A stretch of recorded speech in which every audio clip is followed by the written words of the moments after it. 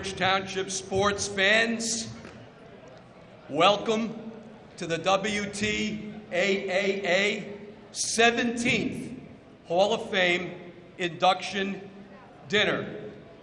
And I'd like to give a very special welcome to the Hall of Fame induction class of 2019 and the athletes from Colonia, John F. Kennedy Memorial, and Woodbridge High School. So welcome everyone to this amazing event. My name is Nick Sardone, President of the Hall of Fame Committee, and once again, it is a privilege for me to serve as MC for this program. We thank you all for coming out tonight in record numbers. The 5 years that the current committee has been doing this program, we have never had attendance figures this large. And yet this is not a particularly large amount of inductees. Well, maybe when you have the Colonia football and JFK track teams, that boosted up the attendance just a little bit. But it's an amazing, amazing number of people. And all of the inductees are here tonight, or are at least being represented tonight by a family member. And we have inductees from Georgia, Utah, 2 from Wisconsin, and Virginia, in addition to those, of course, from New Jersey. So welcome everybody. We hope you had a great trip back home. And again, I hope you enjoy the program. You know, for a public school district like Woodbridge Township, we have been very fortunate over the years to watch many amazing and excellent student athletes, outstanding coaches, and championship teams. Very, very fortunate. And that's all due to the fact that we have the 3 high schools. Many districts, they don't have 3 high schools. So you can't enjoy it as much and you can't spread everything out as much. But it enables us to get around and see all the talent that is in Woodbridge Township. And so tonight, we are going to honor and recognize 15 individual athletes. We're going to recognize 1 outstanding coach and 2 championship teams. All Hall of Famers in their own right, and of course, our very special guest of honor, Coach Herb Halliwell.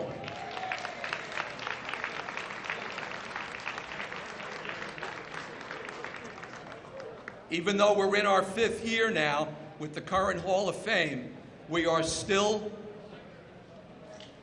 looking at all staters, all county athletes, college athletes, and we even have 1 athlete on tonight's program with national or even world-renowned achievement in his chosen sport.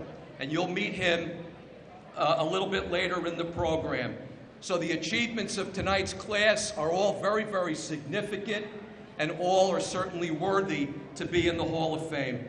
They have brought all of us a lot of happy memories and enjoyable moments, and we certainly appreciate all of that through the many, many years that we've been watching Woodbridge Township athletics. The honorees also reflect graduates from the 1950s, 60s, 70s, 80s, and believe it or not, we are in the 90s now. And for me, that's hard to believe because I remember these guys, you know, many, many, many years ago, watching them play.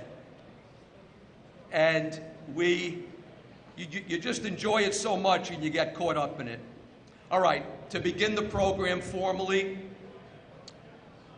is Deacon Peter Barcelona. Here he is.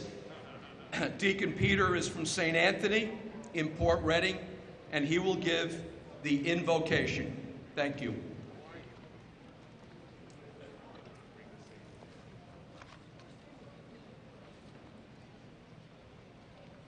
Let us pray. Heavenly Father, we offer all praise and thanksgiving to you, for you are the giver of all good gifts, all that we have and all that we are. We gather together tonight. We celebrate the gifts of time and talent you bestowed on us. We are deeply grateful to you for your gifts of life and sport, and for the athletic talents you bestowed on these individuals and teams that will be honored and inducted into the Woodbridge Township Athletic Alumni Association's Hall of Fame. As we gather this day in fellowship, we ask your blessings upon our honorees and their families, and all those who serve on the Woodbridge Township Athletic Alumni Association, and those who have worked to make this day special. Heavenly Father, we now ask you to bless this food we are about to share. May it be nourishment to our bodies. Bless those who have grown this food, prepared it, and those who will serve it. And most especially, Father, let us be ever mindful of those who this day are without adequate food, water, and shelter. Help us to be a blessing in their lives. We ask all these things of you, most merciful Father. In your holy name we pray. Amen. Thank you very much. Deacon Peter from St. Anthony. Just a quick shout out to the Hall of Fame committee. We have been working together for 5 years now. There was a 14-year drought with the Hall of Fame. I call it a hibernation, temporary type of thing, and the current committee was able to bring it back 5 years ago. And I'm proud to say that most of the original members of that committee are still in place. We're still together. A few members have left for one reason or another, and we've picked up a couple of new ones. But for the most part, we are still working together in a collegial way, and we don't always agree. We do have our moments of discussion, but we bring it together, we compromise, we seek out solutions, and we finally put something like this together. This program has been in the planning stages, I would say 5 months. For the past 5 months, we've been preparing and planning and organizing and all that good stuff to get everyone in here. But I do want to extend my appreciation and my heartfelt thanks to the entire WTAAA Hall of Fame committee. We can't do it alone. They do it. We work together. We were all here at 11 o'clock this morning helping the custodial staff set the room up. The community center on DeVito Simaluka, they've been very, very helpful and very supportive, and we get the job done. And I hope that it all works tonight and it all comes together. As they say in football, it's the execution, right? There you go, Mike. It's the execution, so I hope this performance tonight is well executed by our entire team. So WTAAA Hall of Fame, how about a round of applause for the committee?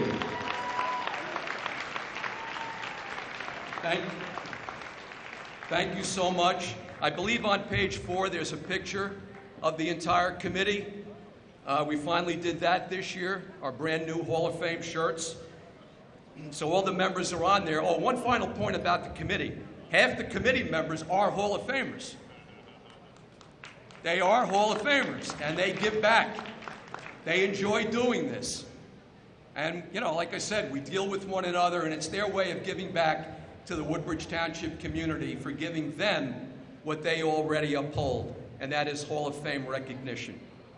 Okay, now, an important person to introduce to you who is going to come to the microphone and speak a little bit, I guess, about the status of Woodbridge Township and where we're going. This man has done so much for the athletic community of this town.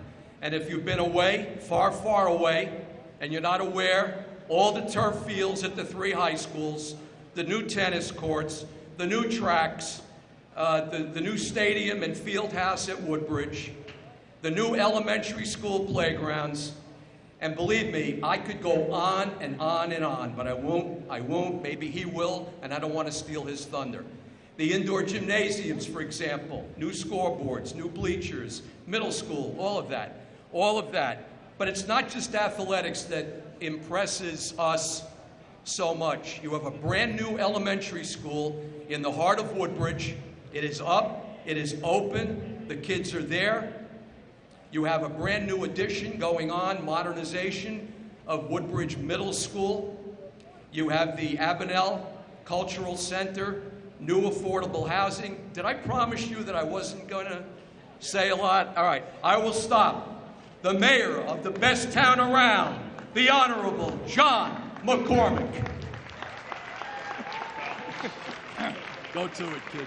Thank you very much, Nick. And my election in 23 days, I think I'm going to borrow Nick and bring him out in the stump. That was a great introduction. Thank you very much. I want to thank Nick for his stewardship of the WTAAA. As Nick mentioned, there was a hibernation for a while.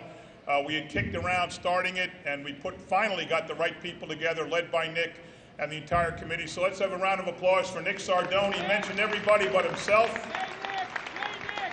And all the members of the committee. 2 members of the committee are council colleagues of mine in public service, Kyle Anderson and Greg Ficara. We also have Councilwoman Nancy Drum here and Assemblywoman Yvonne Lopez. So thank you all for coming out to show support.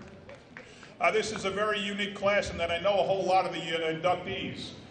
You know her as Ann Serrana. I go back when she was born around the corner on Atlantic Street in Menlo Park Terrace. I lived on Jefferson Street. Our fathers were best friends. Her brother is one of my best friends. She's Anne Marie Serrana that I remember, and it's just a thrill to see her inducted into the Hall of Fame tonight. Anne Marie, congratulations. I got Frank Ruggiero, who when I was in college at Rutgers, I had a part-time job working for the News Tribune as a high school sports writer. And I remember writing stories about Frank when he was in high school playing football for Kennedy. And I'm just here to say probably that my coverage probably got him elected to the Hall of Fame.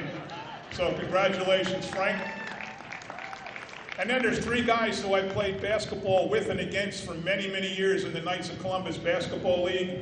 We got Dave Casella, Bobby Urbanek, and Bobby Tominski. I talked to Nick, and he told me there were 3 guys in my league, and I realized that having 4 guys in the same league at once in the Hall of Fame would have been a lot, so I told Nick, I'll wait a year, and I can go in next year. It's okay if these 3 guys, but Bobby, and Dave, congratulations. All those years setting picks for you guys and getting the rebound and dishing it off to you. You got enough points to make it. So anyway, yes, Nick said there's a whole lot going on in town. We do a lot with the kids. We do a lot with the schools, particularly with all the fields.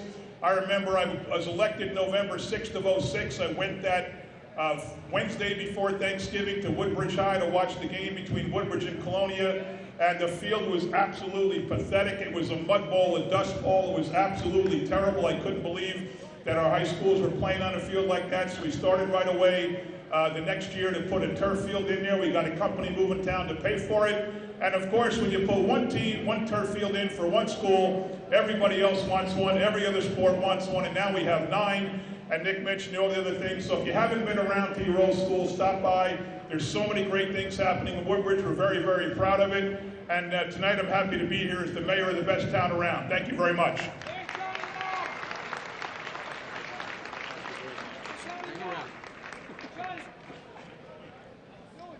Okay. Thank you, Mayor McCormick. What the mayor did not tell you, you talk about being shy or holding back information. The mayor was our special guest of honor just a few years ago for everything that he and his administration did with the athletic improvements in town. All right? So he left that out, but I'm telling you, he was. Okay. Now a special moment.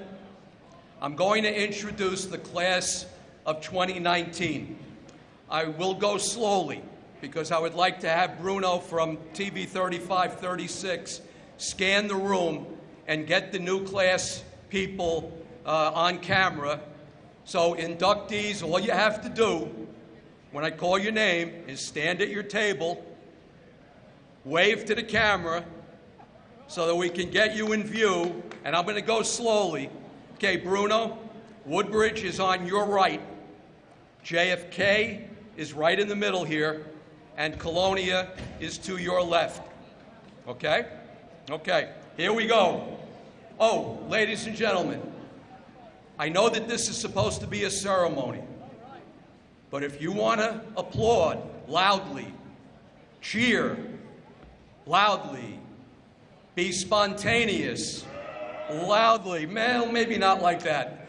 But anyway, please give your support and show your enthusiasm for the inductees that I call out right now. Inductees, please remain standing so that Bruno can get you on camera. I will name the school first. Okay, from Woodbridge is a graduate. Unfortunately, he's not here, but a graduate of the class of 35, and representing Andrew Barcelona are his children, Andy and Barbara. Woodbridge, Barcelona, there they are.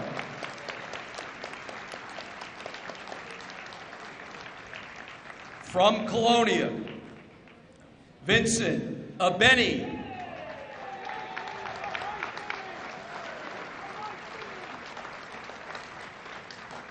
From JFK, I think we have 4 in a row here, from the Mustangs, Coach Robert Bingham.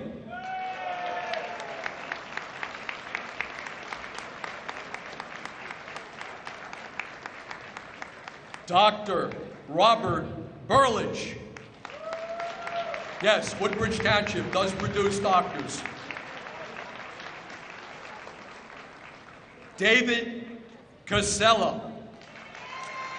Right there in the back. Bruno in the back.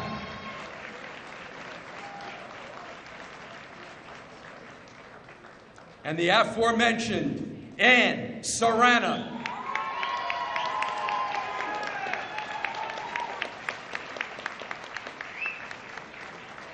From Woodbridge. Waiting for that camera to roll around.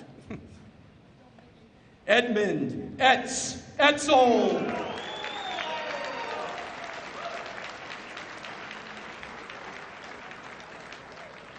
From Colonia. And boy, did we have an interesting conversation. She's from Wisconsin, and she was going on and on and on about her days at Colonia High School. And you know what she said to me after about a half hour? She said, "Nick, am I boring you?" And I said, "No, you're not, Kathy. I'm loving every minute of this." She is a very, very spirited lady now. So how about a big round of applause from Wisconsin, Kathy Fleesek Dinleen.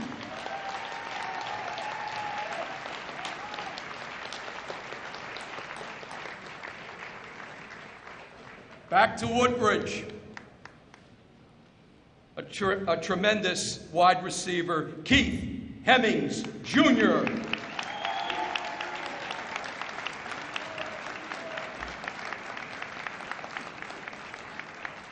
Staying with Woodbridge, perhaps the greatest power hitter ever at Woodbridge High in softball, Carrie Buzar Brown.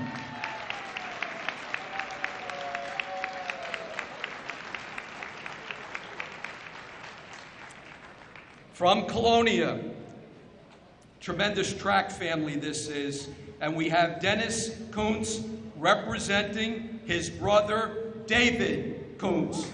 Dennis? Thank you, Dennis. From Woodbridge again, the dynamic duo on the mats, John Novak, Jr.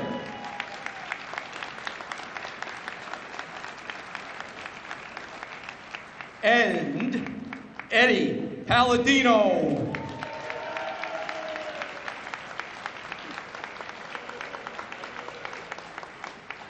From JFK, Frank Ruggiero.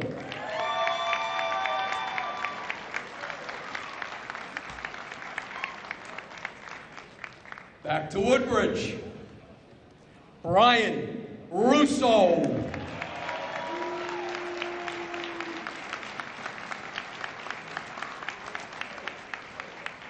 And last, and certainly not least, from Colonia, Robert Bobby Tominski.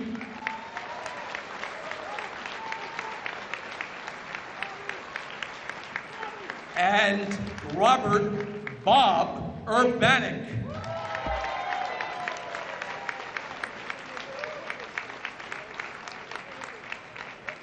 And finally, even though he's a Hall of Famer from the 90s, our very special guest of honor, Coach Herbert Halliwell. Here's Coach, right over here.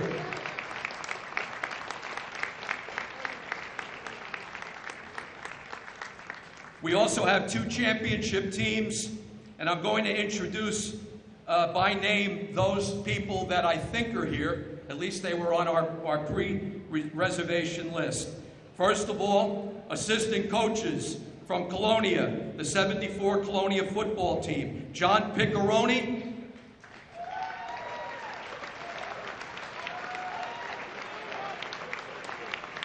and Bob Taylor.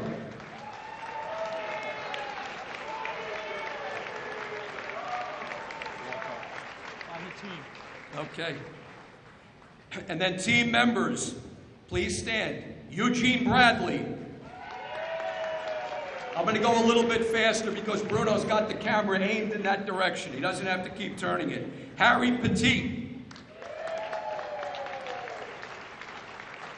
Harry Gross. Co-captain Gross. Steve Markovitz. Cesar Alvarez. And Cesar is here also representing his late brother, Al Alvarez. Sal Morrow. Roger Barnhart. Mark Ivanko. Mike White. Jim Nardone. Steve Salento. Doug Bongart. Bob Peters. Daniel Amster. Malcolm Bradley. Keith Jaros. Ed Minch. Charles Covington.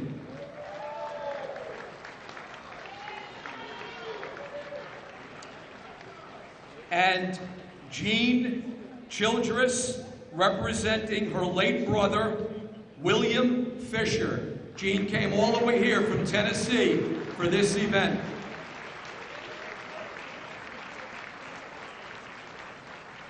And Lisa Bokra and son Brian, representing their husband and father, Ronald Bokra.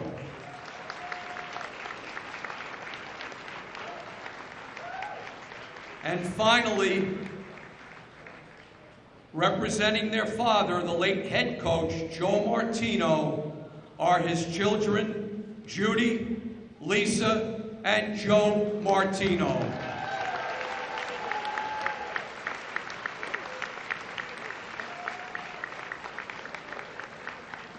And now the JFK track team, also champions in 1970, and the members here tonight. Bruno, we're back in the middle again. We have Paul and Steve Ricciardi, co-captain. Gary Albrechtson.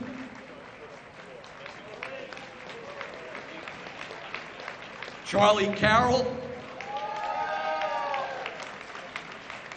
Jeff Fleischer. Sean Garley, representing his dad, Tom Skip Garley.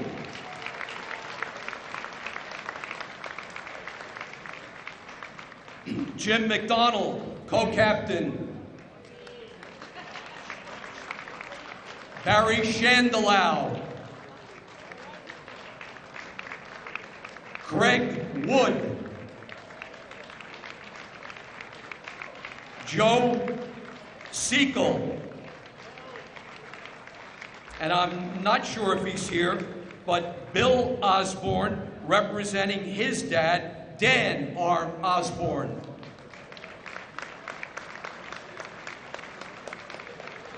And finally, their head coach, our special guest of honor, and that would be Herb Halliwell again.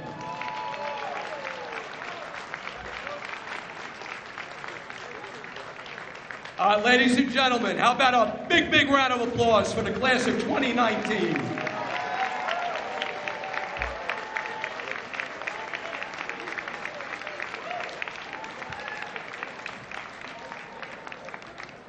Thank you. Thank you very much. Now, I have more introductions. You don't go to a Hall of Fame affair, a Hall of Fame dinner, without the presence, without introducing Hall of Famers that are in the room. Look around this room. There are a lot of people here, record attendance. So we have a lot of Hall of Famers, and I'd like to introduce them and give them some attention. All right, please stand when I call your name. Bruno, I'm going to go fast on this. It's a long list. All right, here we go. Ed Ackerman. Eddie, where are you? Ed Ackerman, he's up and about. All right, Randy Adelman. Maybe I'll do the schools too. Cesar Alvarez, Colonia, and representing his brother Al. Jim Anderson, JFK. Gary Cardinale, JFK. Norma Arneson Grasso, JFK. Andy and Barbara Barcelona, representing their father, Andrew Barcelona. Roger Barnhart. Nancy Boris McDonald. Ellen Boris Pisano from Colonia. From Woodbridge, Dr. Vince Capraro.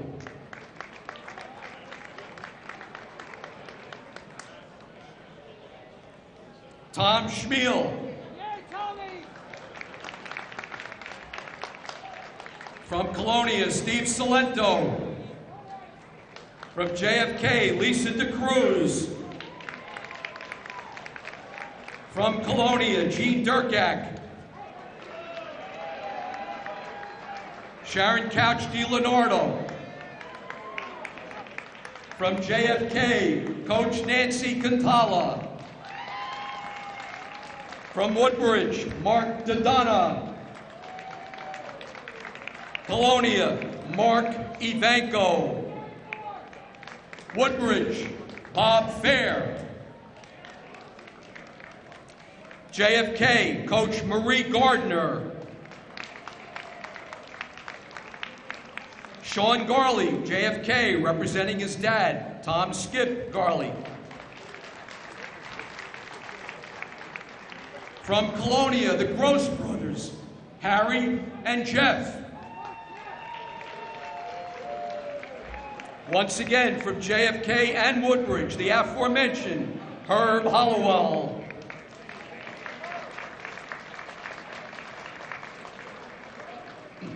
Stu Jago. Coach K. Kirby Jeter. Coach Jack Krieger. From Colonia, Dennis Kuntz. From Woodbridge, Ted Kachowski. From Colonia, Judy, Lisa, and Joe Martino, representing their dad, head coach Joe Martino. From Woodbridge, Andrew McCrae. JFK, James McDonald. Colonia, James Nardone. Woodbridge, Dr. Tim Ola. And again, Woodbridge Township does produce doctors. Michael Payne from Colonia.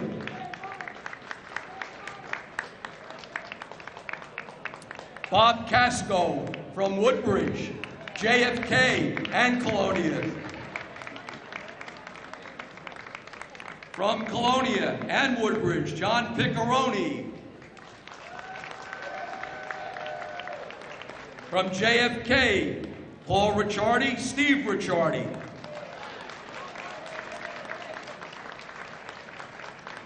From Colonia, Tina Sabunis and Coach Sandy Schmidtke.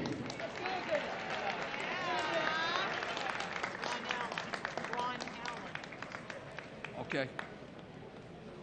From JFK, Darren Simon, Ron Allen, and Mr. Lenny Tabon, representing his son, David Tabon. And the last name that I have on the list, Woodbridge coach Mike Yanazzo.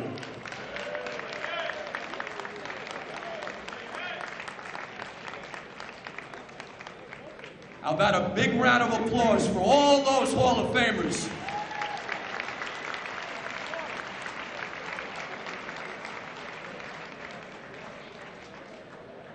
Thank you, thank you. Let's see, now Mayor McCormick did introduce a few people. There's a few more on my list that were not introduced. From Woodbridge High School, administration, principal Glenn Lotman. Vice Principal Thomas Perry. Athletic Director Joseph Ward.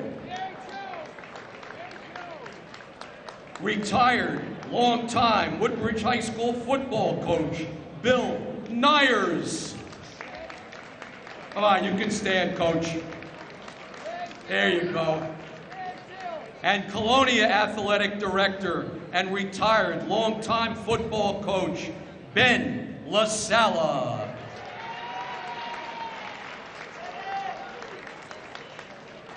And finally, I'm getting down to the end. I really am here.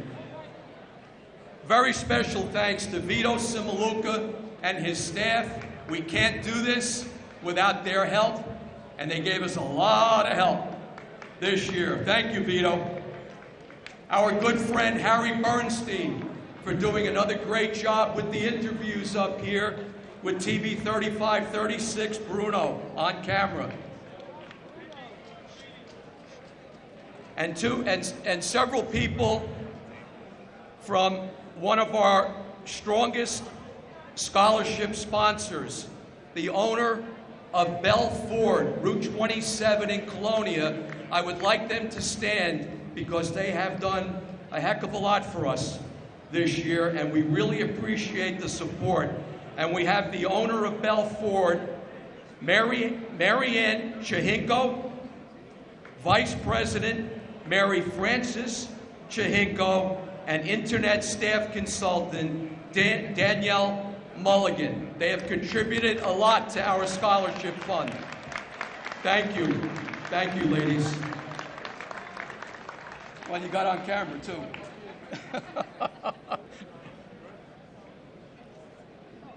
All right. Now, a very special moment. May I have everyone's attention, please? I'm going to get off the microphone, so that should give you a reason to pay attention. All right, every year we have a special guest of honor. The organization has been doing this since 1996. And tonight we have another very special guest, another legendary figure in the history of Woodbridge Township athletics. He grew up in Woodbridge. As a little boy, he played at the old Woodbridge Speedway, which is now the stadium at Woodbridge High School. He ran his bike over to Legion Field, which was the forerunner of the stadium for high school football. And then he played 3 sports at Woodbridge High School: football, basketball, track and field. He was extremely noteworthy in track and field. Did so well in that sport that he was able to attain a 4-year scholarship to Penn State University. where he participated there until a ruptured Achilles tendon at Quantico, Virginia, ended the dreams. And after graduating in 1957, he came back home and started to teach and coach in the Woodbridge Township District at Woodbridge. And there, he coached several sports. He also brought track and field to a very, very high attention as the Woodbridge Barron track and field program attained championship status for several years in a row and produced several, and I mean several, state champions in that sport. When JFK opened in 1964, Lou Bartha asked him to join him and Ron Osborne over at JFK. And Herb decided to leave the Barons and go over town to the Mustangs, where he assisted Ron with the football program, and then he developed the track program at JFK, also into championship level success. Would you please give a big, warm welcome to our special guest of honor, Coach Herb Halliwell. And while Coach is making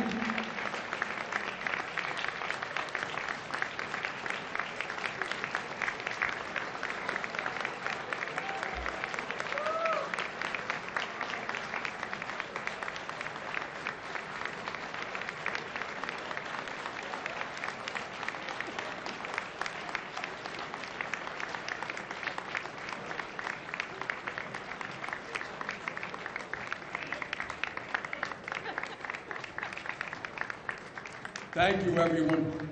Thank you.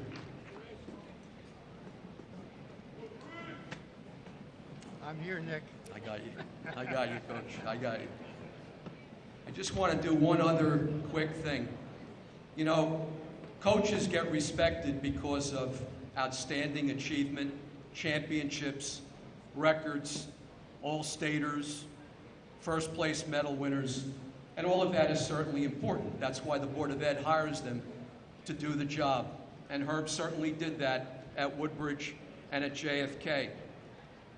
But there's another reason why coaches gain respect and why they need to be honored at a program like this. And that is due to the respect and the admiration and the love that their athletes have for them. And this man has attained that. So what I would like you to do, anyone who participated in a sport at Woodbridge or JFK at any level, could have been freshman football, doesn't matter. If you participated in a sport at Woodbridge or JFK, would you please stand? Please stand.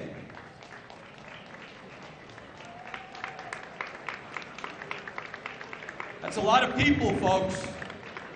A lot of men are standing here because they were influenced by Herb Halliwell, and they're here tonight mainly because of Coach Herb Halliwell. Thank you very much for doing that. Thank you. All right, here's the man of the hour, Coach Herb Halliwell. Thanks, Dick. Okay. Come on, you coming up? Oh, you want me to talk now? Here you go. You want me to give my talk now? Go ahead. Hi, everybody. Hi, darling. It's a real pleasure to be here. People of Woodbridge, Mr. Mayor, committee, friends, Hall of Fame inductees, I love you all. Woodbridge has been very good to me. 51 years, 12 as a student, and the rest as a coach. And we had some great kids, some great events. And I just want to ask Nick, you want me to talk now, Nick, or later? Right ahead. Give your speech. Okay, I got a few words to say about some people. Hope I don't take too much time. but I don't want to miss anything. There's just too many good people that need recognition. First off, I'd like to introduce my wife of 60 years.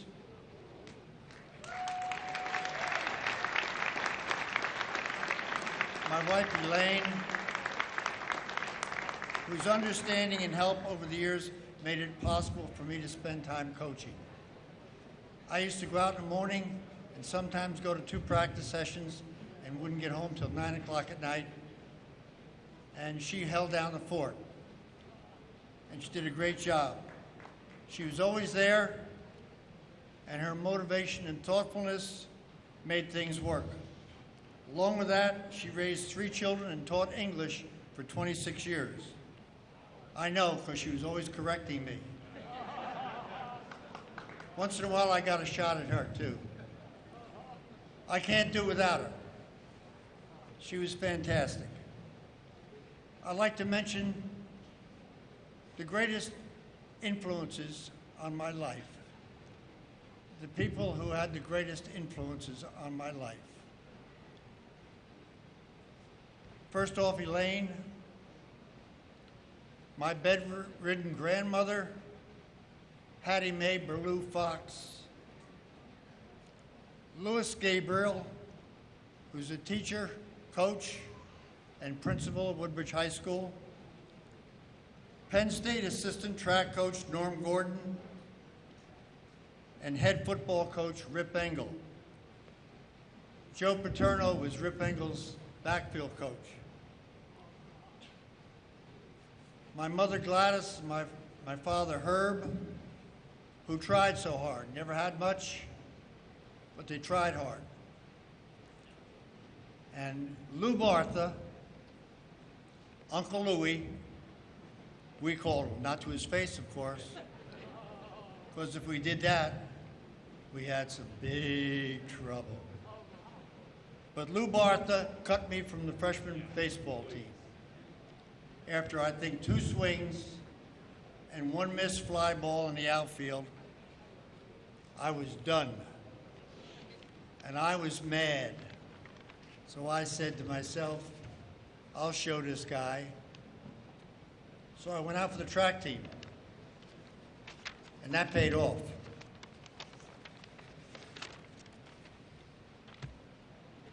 During my 51 years of association with Woodbridge Township schools, I have developed a list of Woodbridge Township heroes. First off, you got to name the guy who was absolutely unbelievable, and that was Nicholas A. Prisco, who coached football and baseball. He was a great motivator, and he was a great leader. After coaching, he became the athletic director at Woodbridge High School, and he was the first head coach that I worked for when I came out of Penn State and went to Woodbridge to go to work in the phys ed department. He was the boss. And I'll tell you what, just being in his presence was an inspiration. You sat with him at a meeting, you could hear a pin drop. He was absolutely phenomenal. Then, of course, there's Lou Bartha, who I came in contact with a great deal. He was an assistant football coach, basketball coach, baseball coach, and track coach at Woodbridge High School. And then he became the head track coach at Woodbridge High School. And he coached the great Andrew McRae and his teammate down at North Carolina College, Jerry Hall. And they are both sitting at my table tonight. I have a great deal of respect for both of them. Lou Bartha coached me in football, basketball, and track. And as I said before, he cut me from the baseball team. which is probably the best thing he ever did for me. I often thanked him because I went out for track and got a track scholarship to Penn State. Lou Bartha was a strong individualist who was a great motivator, and he was a great leader. And my third, this is not in any particular order now, my third pick is Louis Gabriel. He's Woodbridge High School assistant football coach and head track coach. And eventually became principal at Woodbridge High School. He was my track coach for grades 10, 11, and 12, and he entered me in the 1953 National Decathlon. Came up to me one day and he said, "There's a decathlon over at Plainfield High School." And that was when the great Milt Campbell was at Plainfield High School. And he said, "They're going to have a decathlon over there, and I think we ought to put you in it." I said, "Sure." Even though I never pole vaulted and I never ran a flight of hurdles in my life, I went in it and didn't do too bad. But anyway, Lou Gabriel drove me up to Penn State to meet the track coaches. And I can still remember going up there with him and meeting the coaches. He was always an enthusiastic motivator, and he put student athletes first on every agenda. Student athletes were number one with Gabe. The kids were what mattered, and after all, as a coach, that's all that does matter. You as a coach are secondary. The kids are number one. Okay, the first principal at John F. Kennedy High School is also on my heroes list, and that was Mary P. Conley. She was a strong leader and always fair and honest with everybody. She was my 10th grade social studies teacher, and to her, a class of 40 was just getting warmed up. She was good. She could take care of kids. She could take care of staff. She got it done, and I always admired her greatly. One time when I was wrestling coach, you forgot that one. One time when I was wrestling coach, and I loved wrestling. Wrestling is a great sport, fantastic sport. We beat a team that was supposed to beat us in a home match. Well, we had a good crowd at the match. As soon as the match ended, here they come. Because we beat them, we weren't supposed to. They didn't like it. So they came after us. They came across that mat. And I'll tell you what, our kids didn't run to the locker room. They stood there and they took care of business.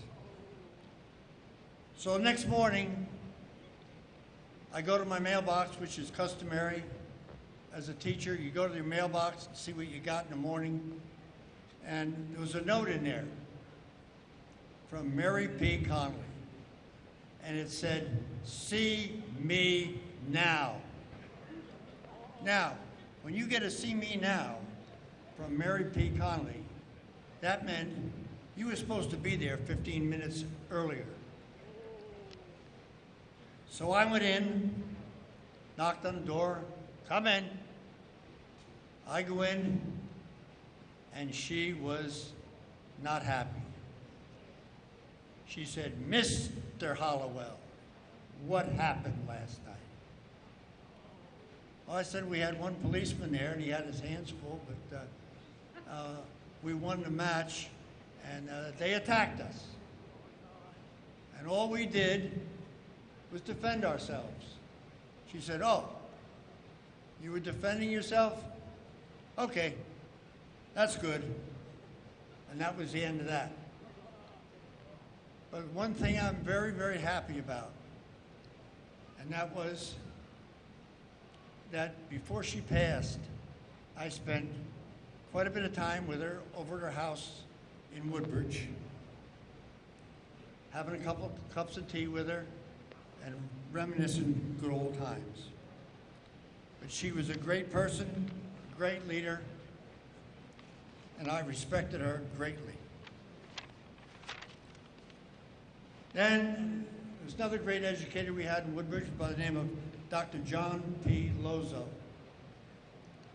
And he was my high school principal and my boss at the new Woodbridge High School over at the old racetrack. He was a renowned educator who was always there when you needed him.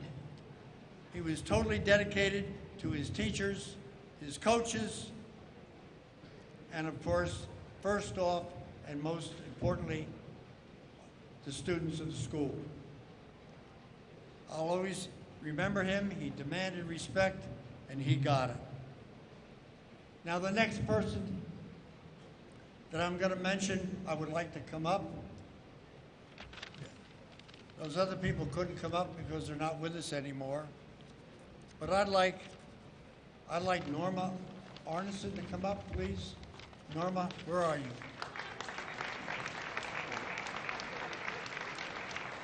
Are you here, Norma? Here she comes.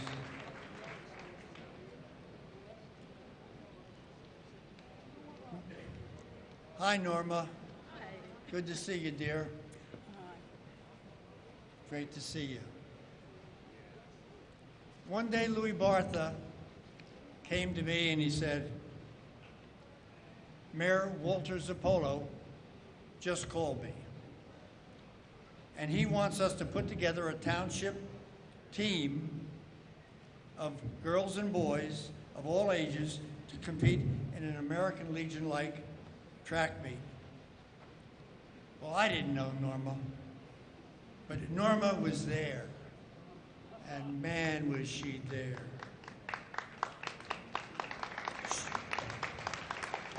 She excelled at everything we put her in.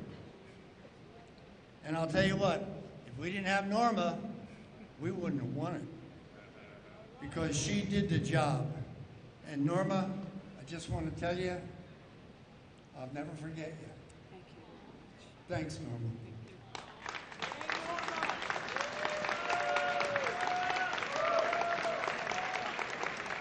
The next person in my Hall of Fame, and I'd like him to come up, is Andrew McCrae.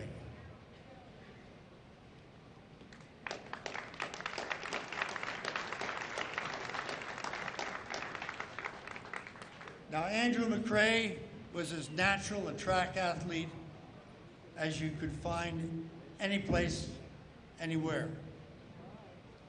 And I found him in my gym class. And after some doing, he finally came out for the track team. I just had to have him on the team. He just had too much potential. It took some doing, but we got it done. And I'd like to say that he had everything going for him. He had the speed, he had the strength, he had the endurance, and he learned events that he had never done in his life, like he was born to do them. He was a great athlete. After his great career at Woodbridge High School, he went on to North Carolina College, where he competed and excelled on a national level. I was so proud of Andrew in all of his life's endeavors. I keep a picture of Andrew on our refrigerator. In fact, I got two. And I see it every day. And Andrew, you're the greatest, man.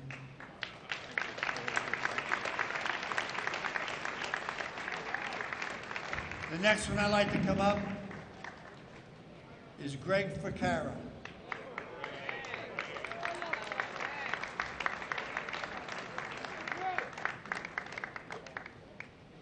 This guy is too much. Where's this going, Coach? This is going the right direction, Greg. Anyway, Greg was an outstanding member of our JFK track team, and he was a great javelin thrower. He was a pleasure to coach because he had a great attitude and always gave his best effort. When things got tough, you knew you could count on him to come through. He was always there for you. He went on to become one of New Jersey's most respected athletic directors. He was the athletic director following Billy Gates and the great Leo Klein. You remember those guys, right? Yes, sir. At Perth Amboy High School, and I was always very proud, very, very proud, that I had something to do with Greg's career. Greg, thank you.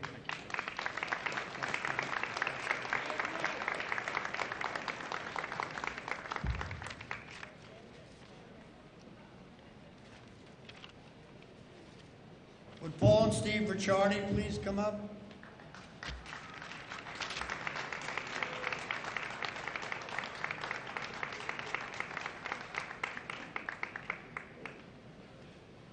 Let me tell you something about these guys. They were so good that opposing coaches used to have panic attacks when they watched them get off the bus. They were brutal. They were brutal competitors with great ability. They ran every race like it was a national championship. They never complained about anything and were always ready to go, and they were so easy to coach. Their parents were always at the meets, and when we went to a championship meet on weekends, which usually lasted all day, their parents would bring a cooler of food and drinks to feed the entire team. They were great people. My most memorable athletic event was taking Paul to the Golden Gate Invitational Track Meet in California. There were 12 hurdlers invited out there to that particular meet, and Paul was seated 6th. He was seated 6th, but he came in 2nd by an eyelash. And I mean an eyelash. It was extremely close. He was beaten by a guy by the name of Randy Lightfoot. First off, how do you beat a guy by the name of Lightfoot? That's tough to do, but he did a great job. Paul, that was the greatest athletic performance that I recall that I was involved with at any time. When we flew back into Newark, our principal, Mary P. Conley, was there, Lou Bartha, and about 25 more of the JFK gang. It was so great to see them there. These guys, Paul and Steve, went on to school in South Carolina and excelled in track for 4 more years. Paul ran the hurdles and any combination of events up to 400, and Steve ran any combination up to 800. They went on to become teachers. Steve retired as a teacher, and Paul retired as a principal. I'm proud to have had a part in their success. Thanks, Paul and Steve.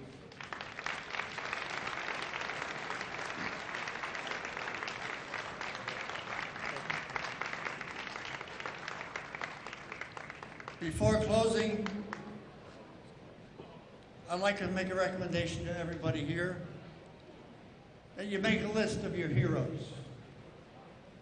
List the people who are your heroes as you went through life, and you're going to learn a lot about yourself and what makes you tick and how you got where you are.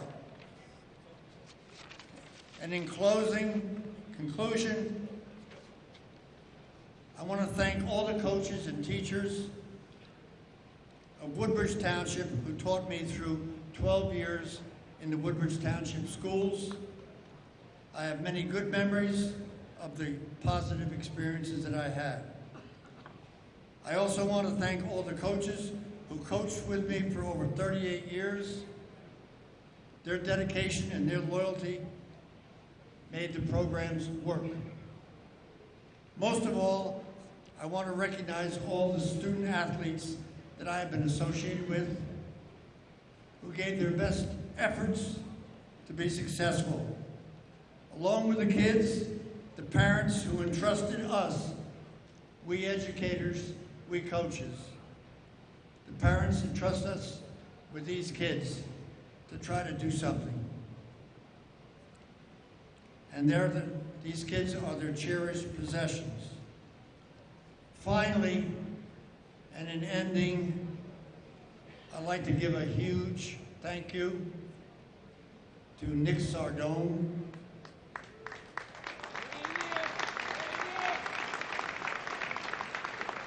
and his dedicated committee.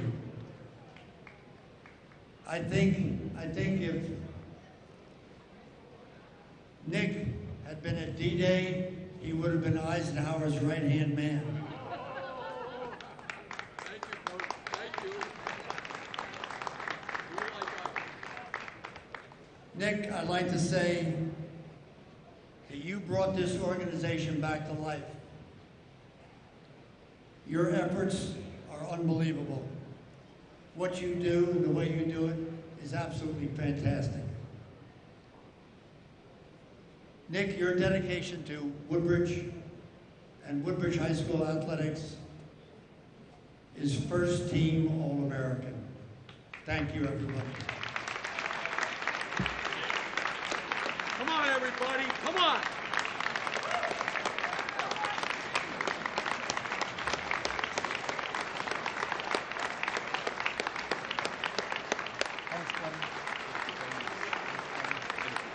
Covered it all. You got everybody in that you had to. I'll bring them over. Okay. Thank you. You may take your seats. This is why we do this, folks. We do it for the history, because the current generation, the kids and the younger adults, they have no idea what went on in the township 40, 50, 60 years ago. And like I said in the beginning of my remarks, great talent in this town, in this township, outstanding coaches, and numerous championship teams. And a man like Herb Halliwell, along with all the other great names in our township's history, they're the ones that made it all possible, because they got these kids and they motivated them and they taught them properly with discipline and respect. And that's the way it should always be. And I hope that it is. So, Coach Halliwell, thank you very, very much from all of us to you for everything that you did for Woodbridge Township athletics, physical education.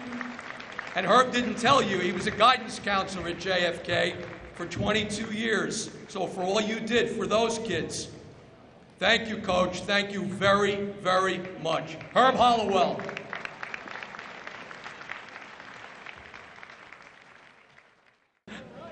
Trust me, I'm not going to talk too much. No, I'm not. I'm not. This second half is for the inductees. All right. So doing the introductions of each of the inductees are Nancy Cantala and Sharon DiLeonardo from JFK.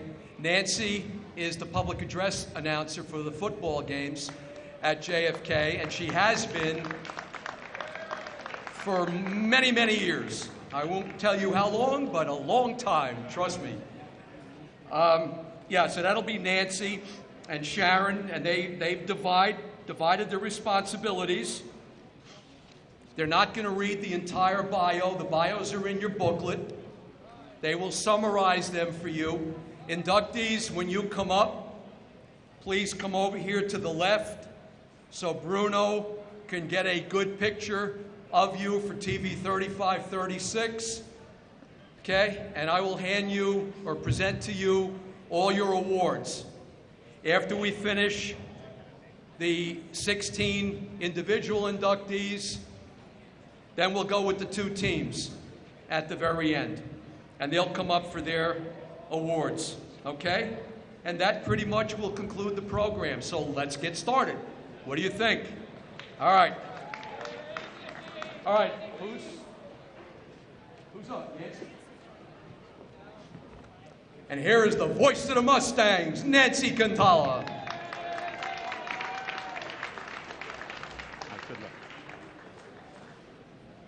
Good evening, everybody. Our first inductee tonight is from Colonia High School, class of 1990, Vinny Abene.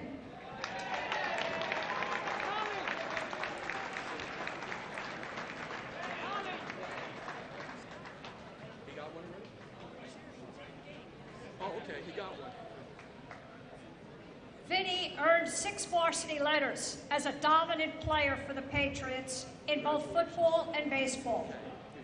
Starting at safety and quarterback for Hall of Fame coach Patsy Barbado, Vinny contributed to back-to-back White Division titles in '87 and '88.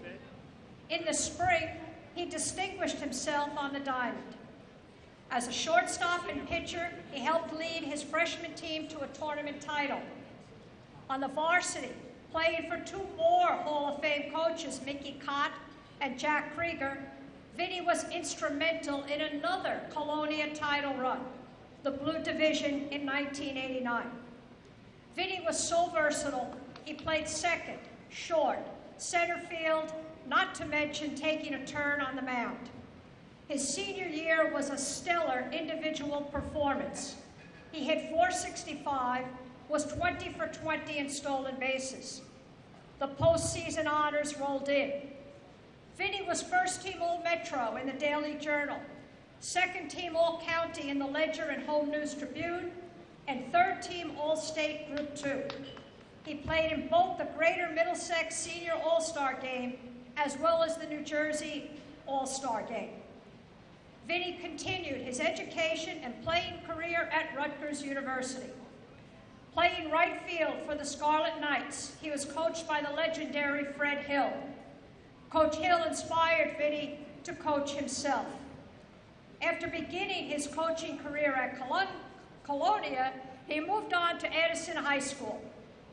It is at Edison that Vinny has become one of the area's top baseball coaches. With over 240 career wins, he has led the Eagles to a Group 4 sectional championship and 3 Red Division titles. He has been the Middlesex County Coach of the Year and 3-time Division Coach of the Year. Longtime coach and athletic director at Edison, Jim Muldowney commended Coach Abene for his hard work and dedication, and as a coach who cares deeply about his players and his program. Hall of Fame coach Stu Jago commented on how hard Vinny always worked and how his success as a baseball coach can be tied to his reputation as a team player. With a bachelor's degree from Rutgers and a master's degree from Kane, Vinny has worked as a special education teacher in Edison for 21 years. Today, he lives in Barnegat, New Jersey, with his girlfriend Laura and her son Julian. Vinny has 2 children, Vinny Jr. and Sophia, and his parents, Pete and Mary Ann, still reside in blue and gold country, Colonia. And tonight, the WTAAA welcomes Vinny Abene to the Hall of Fame.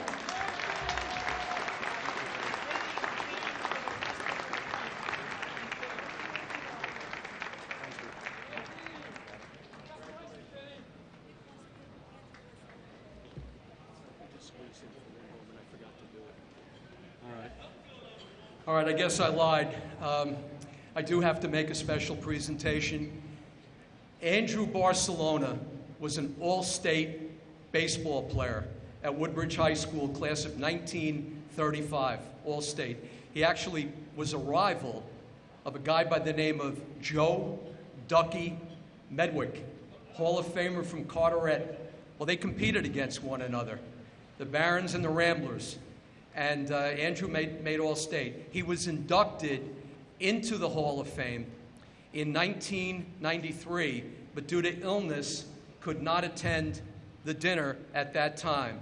Well, here it is, 25 years later, and his children notify Town Hall about the possibility of receiving their dad's awards.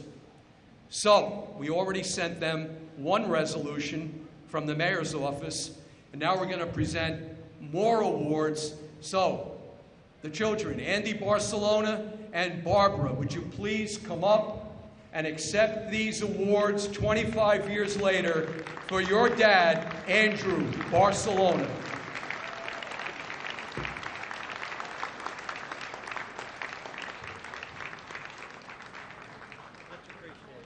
You're quite welcome. Thank you very much. Here you go. Stand over here because I want Bruno to get you on camera. Hi, Barbara.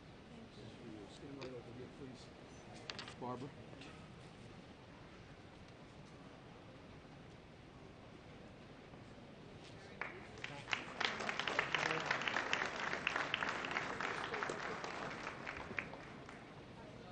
Our next inductee is a coach from John F. Kennedy High School, Mr. Robert Bingham.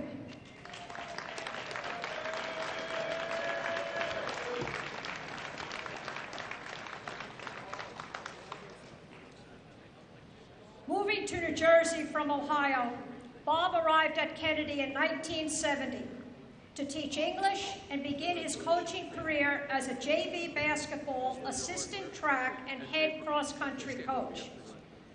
Kennedy was still a young school, starting just its 7th year of existence when Bob began to coach cross-country. The team had had one winning season, but during his tenure, results changed exponentially for the better. 2 squads in 76 and 83 were undefeated, the 76 team winning the Middlesex County Athletic Conference.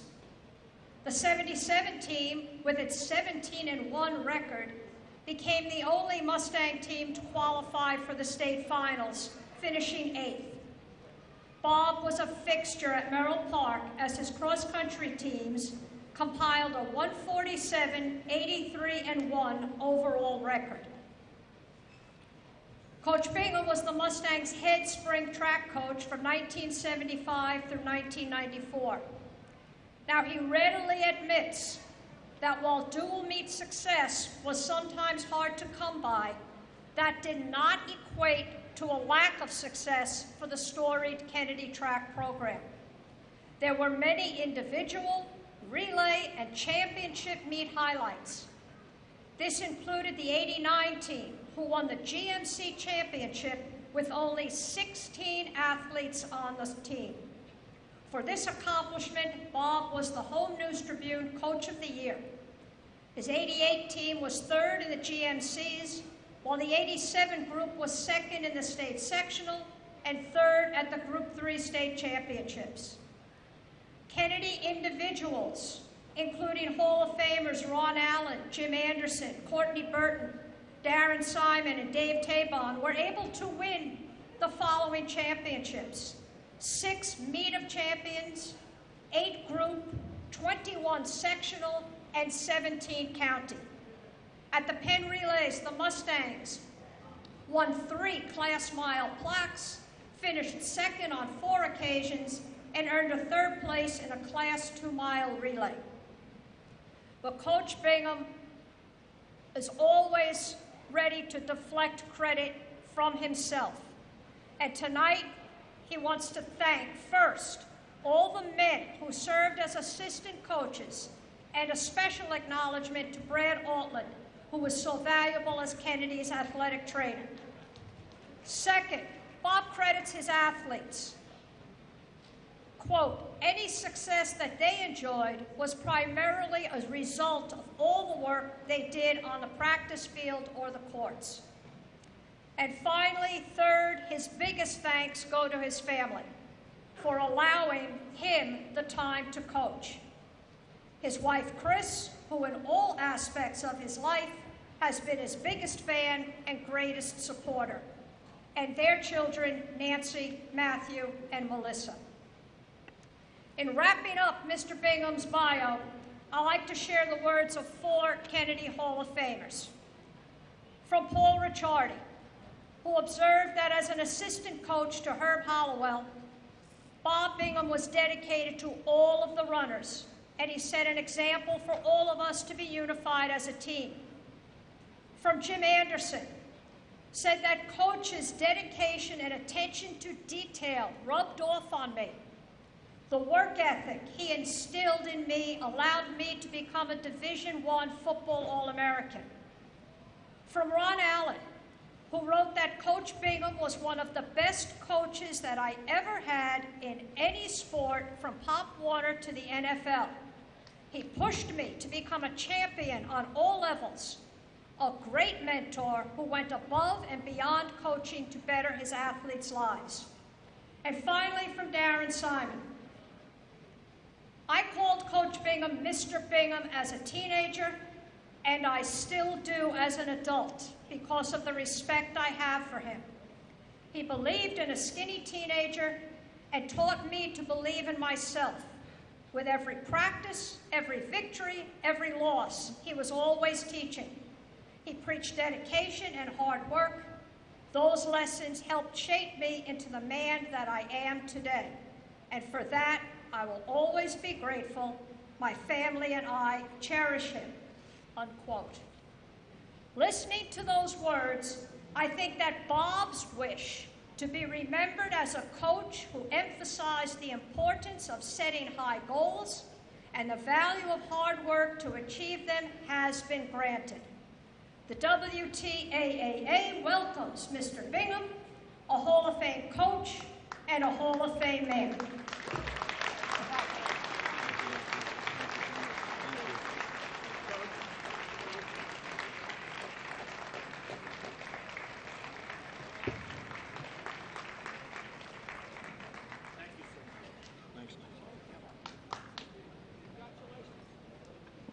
Our next inductee also hails from Mustang Country, class of 1975, Dr. Robert Burlage.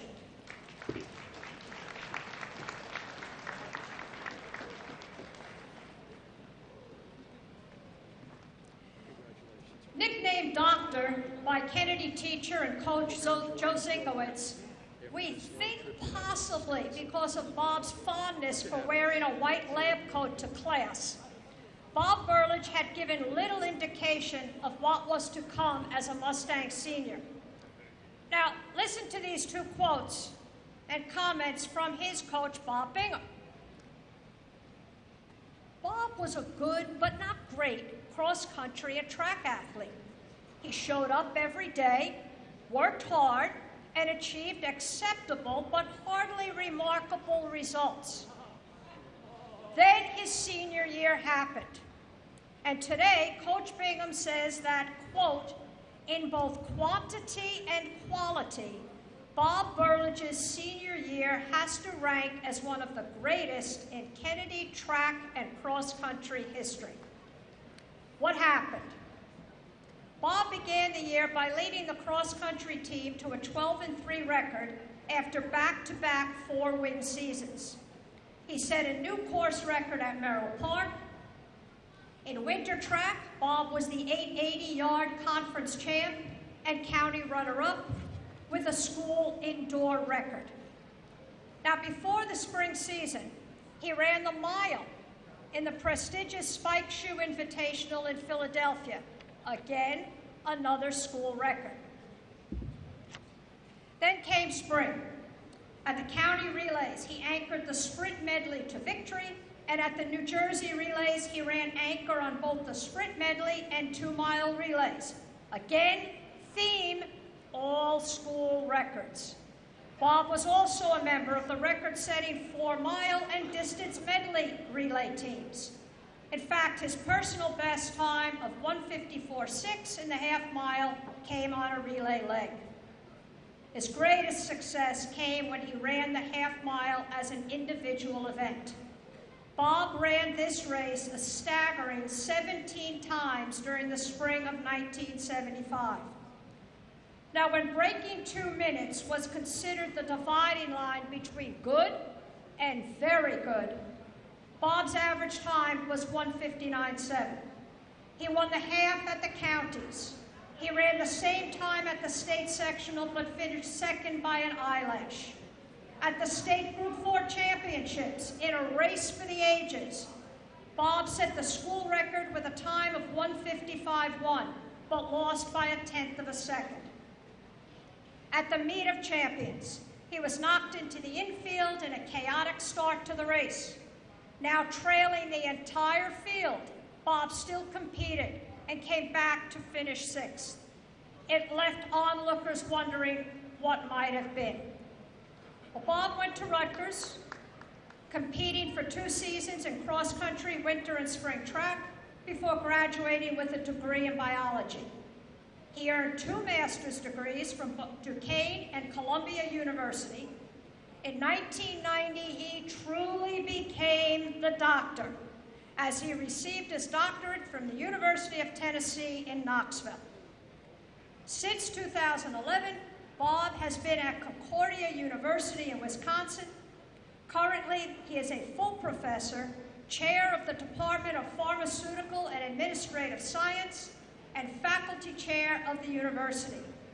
Bob and his wife Karen live in Brookfield, Wisconsin, and they have 3 adult children, Austin, Elena, and Allison.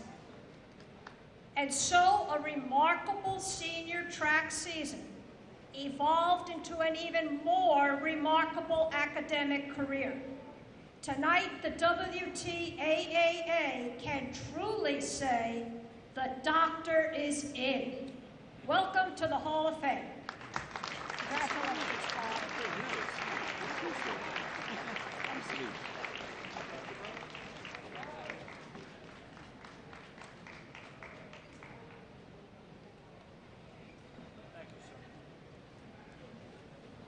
Our next inductee from John F. Kennedy High School, class of 1979, Dave Casella.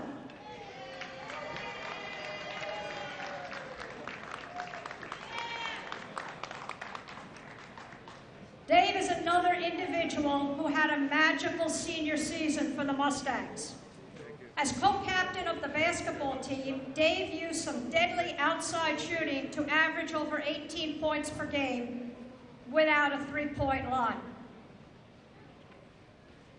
The highlight of his high school basketball season was the Mustangs' upset of Edison, with Dave contributing 33 points on 13 of 16 shooting. Both the News Tribune and Daily News named him 3rd team All-County. His one varsity season was good enough to draw interest from many Division III schools for basketball. But it was baseball, where Dave truly excelled. A 3-time letter winner, he was a gifted hitter. In fact, according to Coach Lou Estock, Dave was the best hitter he saw all season. In 1979, Dave hit safely in 16 straight games with a batting average of .558, 100 points higher than anyone in the county and one of the tops in the state. Both the Star-Ledger and Daily News named him 1st team All-County. The News Tribune put him on their all-area team, and the postseason honors culminated with Dave earning 1st team All-State as the designated hitter. He played in the Coaches State All-Star game at Princeton that year. An honor roll student at JFK, Dave began his college career on a baseball scholarship at FDU Teaneck, but transferred to Middlesex County College. Playing 2 years for the Colts, he hit .340 with a school record 8 triples and was named 1st team All-Region in 1981. Dave credits his father, Rocco, for helping him develop his skills and always being supportive as he played. Retired now from the mortgage business, Dave lives in North Brunswick with his children, Derek and Lauren. Congratulations and welcome to the Hall of Fame, Dave Casella. Thank you.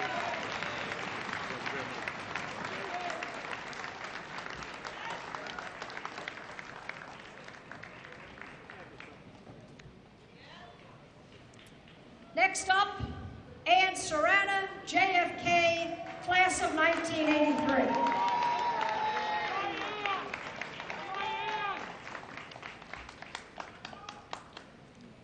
Playing played soccer, basketball, and softball for the Mustangs. Ann earned 8 varsity letters and captained all 3 sports in her senior year. Hall of Fame coach Marie Gardner used 2 words to describe her soccer fullback and goalie: consistent and positive. Further elaborating, Coach recalled that Ann always looked for the best in any situation and always with that wonderful smile. It was a privilege to be her teacher, coach, and fellow coach. Ann played basketball for another Hall of Famer, Coach Sue Williams. Coach called Ann an outstanding athlete and consummate teammate with a wonderful work ethic. She competed with enthusiasm, heart, and a contagious smile. With a we before me attitude, Ann was a coach's dream.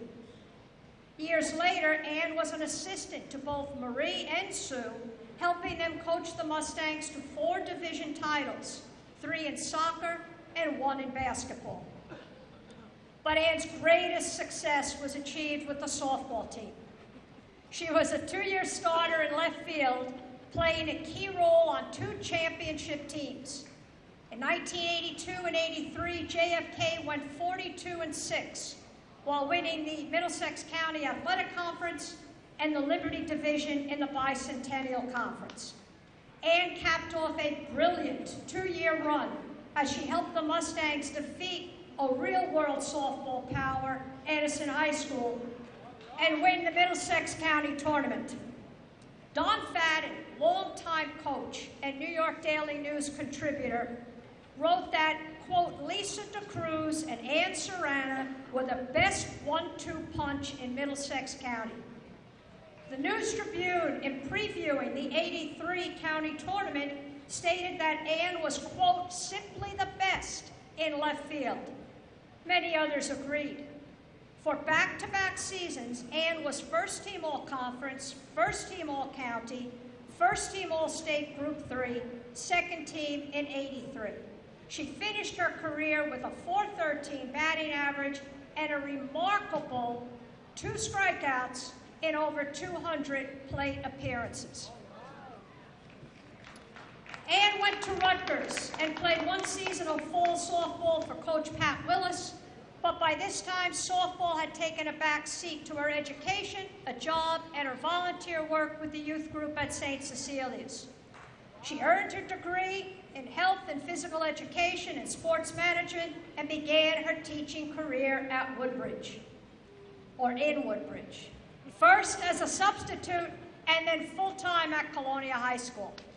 Ann was an assistant coach at Colonia in basketball to Elaine Sinkowitz and Hall of Famer Tom Schmiel, in girls and boys soccer to Lou Urbano and Hall of Famer Kay Kirby, and to Ben LaSala in softball. In fact, Ann has been synonymous with Colonia softball since 1993, 9 years as an assistant and 18 as a head coach. She's led the Pats to a division title in 2005 and a county tournament championship a year later.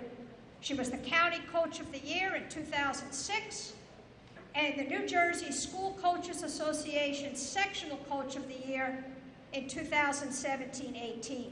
Ann has over 200 coaching wins. Growing up in Menlo Park Terrace, Ann is the youngest of 5 with 4 older brothers, Joe, Tom, Mark, and Matt. She has always had strong support from her family, especially her parents, Matt and her late mom, Bunny. For family, friends, and anyone in her orbit, Ann is beyond generous with her time and talent. Now, I've known Ann for over 38 years, initially as her softball coach and math teacher at JFK, and later as we faced each other on opposite sides of the diamond. Then and now, Ann makes a commitment to her team and displays desire, determination, dignity, and character. That's what she's always been about on and off the field. Now, I know Ann's teaching and coaching career is deeply tied to Colonia High School. But I happily stand here now because in the Hall of Fame, Ann is once again and forever a Mustang.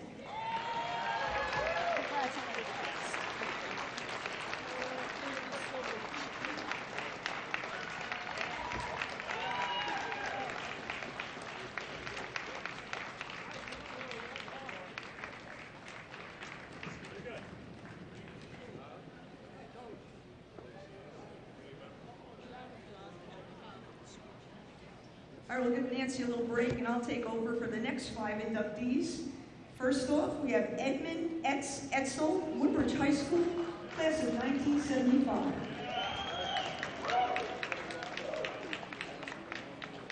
The 1974-75 Woodbridge Barons basketball team was considered the best defensive team in the state that season. No opposing team scored more than 58 points in a game. And leading the way was Edmund Etzel, who is considered one of the best, if not the best, defensive basketball center in school history. Coach Joe Flaherty called him the backbone of our defense, but standing at 6'7", 215 pounds, he was also the enforcer, intimidator, and protector of the 1975 Woodbridge High School Group 4 State Championship basketball team. Playing along fellow Hall of Fame players Randy Edelman, Mark Dodonna, and Tim Ola, the team never lost a home game during the 3 years that they played together. In the Middlesex County Championship game against Perth Amboy, Etz did not play due to a fluke injury that he suffered the night before in practice. The Barons lost that game in overtime in what is considered one of the greatest finals in tournament history. It was a devastating loss, but the team and Etz recovered and went on to beat Patterson Eastside for the Group 4 State Championship. Etz was voted Mr. Hustle and Determination by the team. After graduation, Etz was recruited and went on to play at King's College in Pennsylvania. He was a 4-year varsity letterman, but his career was shortened by injuries during his senior year. After college, Etz became a successful small business owner as president of Etzel's Cleaners. Retiring in 2005, Etz lives in Lavalette, one of my favorite places. Nancy's too, right, Nancy? We love Lavalette. He lives in Lavalette with his wife, Patricia, a former Baron cheerleader. They raised 4 sons and enjoy spending time with their 6 grandchildren. The 1975 Baron basketball team played 1 game without Etz, and they lost. The team does not win without Edmund Etzel. Etz's career warrants induction into the Hall of Fame. He was the consummate, unselfish teammate and the best defensive basketball center in Woodbridge High School history. Welcome to the Hall of Fame, Ed Etzel. Congratulations.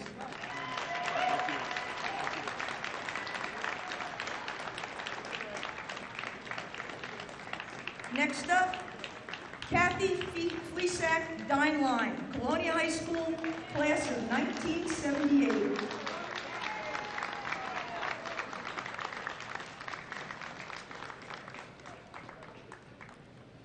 In 1972, Title IX was passed and female athletes were finally afforded the opportunities to participate in a full range of interscholastic sports. By the mid-70s, Colonia High School had developed many top female athletes, and one of them was Kathy Flesack. A 3-sport athlete competing in softball, track and field, and basketball, Kathy went on to distinguish herself as one of the best. Kathy started on the basketball court, playing for Coach Tina Licata. As a 3-year varsity starter, she became the first girl at Colonia High School to score 1,000 points. A feat even more impressive since this was accomplished 10 years before the 3-point shot was accepted. Kathy's record of 1,024 points remained a school record until it was broken in 2007. But her name hangs proudly in the Colonia High School gym on the banner with all the other 1,000-point scorers in school history. Her basketball accomplishments earned her first team All-MCAC Conference honors. Kathy played varsity softball as a sophomore, but she knew she'd be playing travel ball in the summer, so come junior and senior year, she decided to participate in track and field. As team captain, she helped establish school records in the long jump, the 440-meter relay, the mile relay, and the shuttle hurdle relay. The Patriots, under head coach Frank Millardi, captured the Middlesex County relays and the MCAC relays, as Kathy went on to claim first place in the 440 shuttle hurdle relay and the sprint medley relay, setting a meet record. Following graduation, Kathy went on to earn a degree in physical education from Montclair State University in 1982. But work commitments prevented her from participation in college athletics. She also has a master's degree in art therapy from Mount Mary College. Today, Kathy Flesack lives in Wisconsin, so you traveled a long way to get here. Lives in Wisconsin with her husband Roger. She has one son. She and her husband run Evergreen Pet Care, a boarding kennel for dogs and cats. She also volunteers at a wildlife center at the Dane County Humane Society for birds and raptors. She has a vibrant personality with interests in many different areas. We'd like to welcome to the Hall of Fame Kathy Flesack. Congratulations.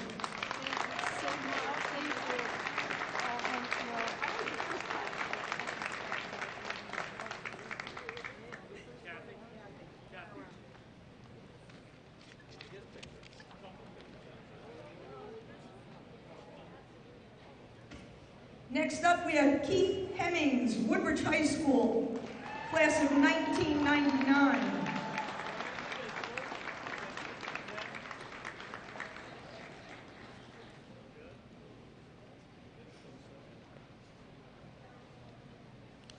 Keith Hemmings was a 3-year varsity starter for Coach Bill Nyers and was a major contributor on the 1997 Woodbridge High School Barons Central Jersey Group 4 Sectional Championship team. Keith earned postseason All-County honors as a sophomore, along with All-State, All-Group honors as a junior. In his junior year, he was selected the Middlesex County Offensive Player of the Year by the Star-Ledger, along with being recognized at the New Jersey Football Coaches Association Super 100 All-State Banquet. Senior year brought many more accolades, as Keith was named First Team All-County by the Star-Ledger and Home News Tribune. In 1999, he represented Woodbridge High School in the North versus South All-Star Game. Displaying his offensive prowess, Keith caught 8 passes for 150 yards, including 2 fourth-quarter touchdowns to lead the South team to a come-from-behind victory. In February 2000, Keith received his greatest honor as he was selected to the Home News Tribune Middlesex County All-Century Team as wide receiver. Keith was an outstanding athlete, as he also played basketball at Woodbridge High School and was a 3-year honorable mention selection by the Home News Tribune. Keith made his mark in the record books at Woodbridge High School. 20 years later, he still holds the school record for the most total touchdown receptions in a career at 20, and most yards on pass receptions in a career at 2011. Following high school, Keith continued his football career as he earned an athletic scholarship to Boston College. He played on 4 teams with winning records. He went to 4 bowl games, and he had the thrill of playing in games where Boston College defeated the Fighting Irish of Notre Dame 3 times. In 2004, Keith was assigned to play with the Manchester Wolves in New Hampshire in the Arena Football Professional League. Today, Keith works for Fox News and lives in Weehawken, New Jersey. Welcome to the Hall of Fame, Keith Hemmings. Congratulations.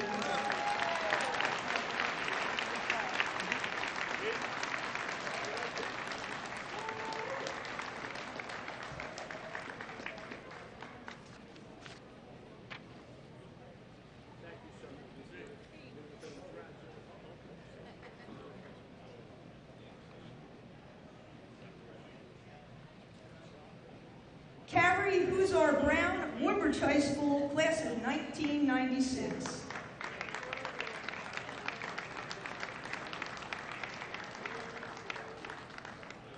In 1995, Carrie Huzar's offensive statistics and All-Star awards were virtually unmatched by nearly every other softball player in the state of New Jersey. During that junior year season, Carrie enjoyed perhaps the greatest individual softball season in the history of Woodbridge High School. Playing for Hall of Fame coach Stu Jago, Carrie led the state with 12 home runs. She hit for a .560 average with 47 hits at 84 at-bats. She recorded 29 RBIs, scored 35 runs, and stole 18 bases. Not just an offensive powerhouse, defensively she had an .890 fielding percentage at second base, and her efforts helped lead the team to a 15-7 record. Carrie's efforts that junior season were recognized throughout the state as she was named Star Ledger First Team All-State, All Groups, First Team Group 4, First Team Associated Press, along with All County, All Area, and All GMC Division. Her senior year statistics were also impressive, though not as spectacular, as teams started pitching around her. Carrie was still able to garnish many postseason awards along the way. Carrie concluded her 2-year varsity softball career as one of the most honored players in Woodbridge High School history. She left with a .513 career batting average with 17 home runs, 1 triple, 6 doubles, and 53 singles. Not just an outstanding softball player, Carrie also played 4 years of varsity tennis and 3 years of varsity basketball. Upon graduation, Carrie enrolled at Monmouth University, where she continued her athletic career and enjoyed success playing 3 seasons of varsity tennis. Today, Carrie lives in Utah with her husband Jim and son Brandon. She is a retired account director for the Children's Miracle Network. Her parents still reside in wonderful Woodbridge Township. Welcome to the Hall of Fame, Carrie Hussar-Brown. Congratulations.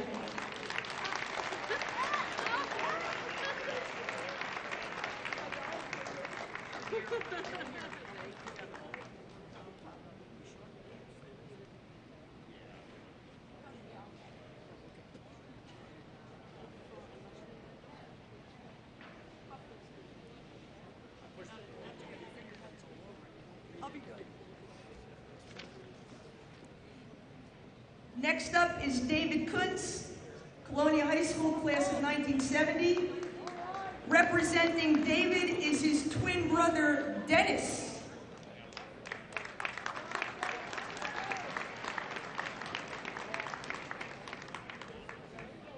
Were you identical twins, Dennis?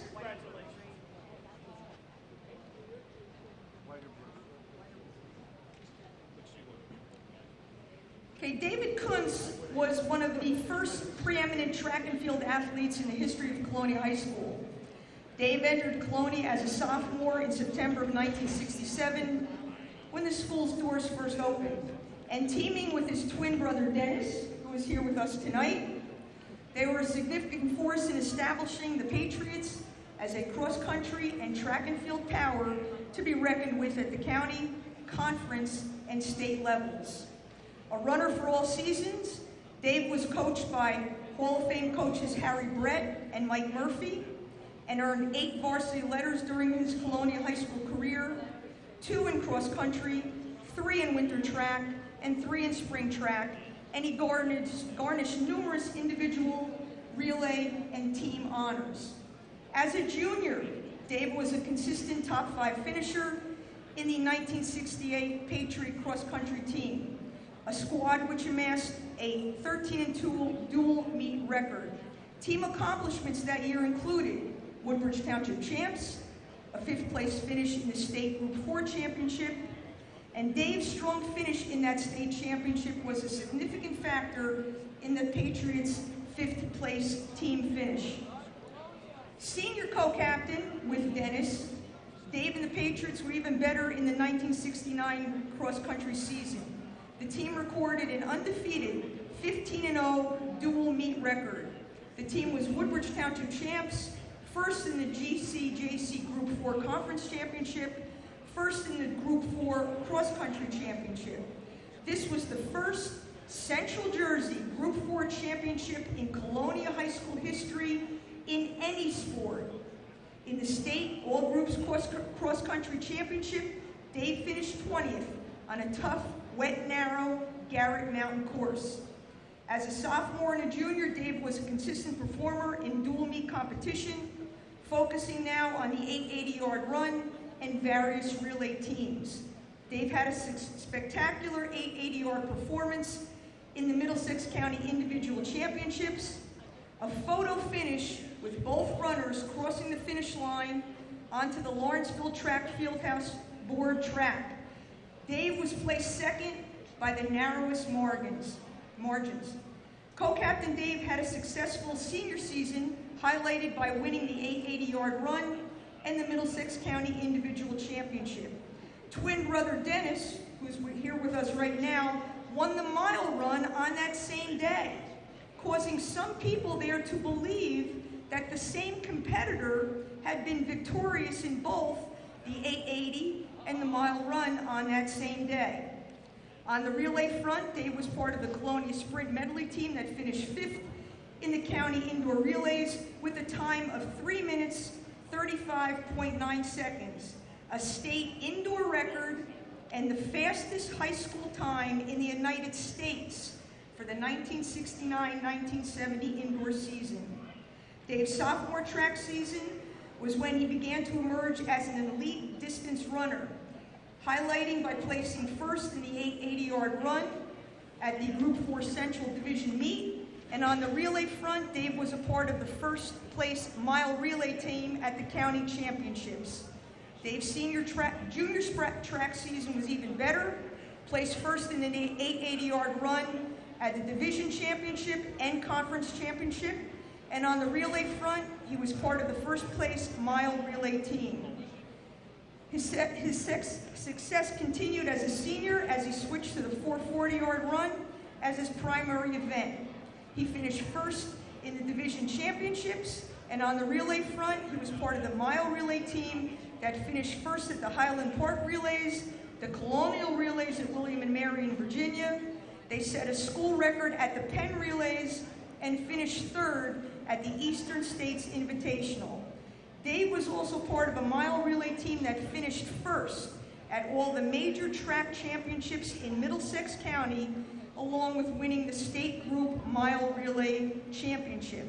Not only a talented runner, Dave was the 1970 Middlesex County Coaches Association Scholar Athlete representing Colonia High School.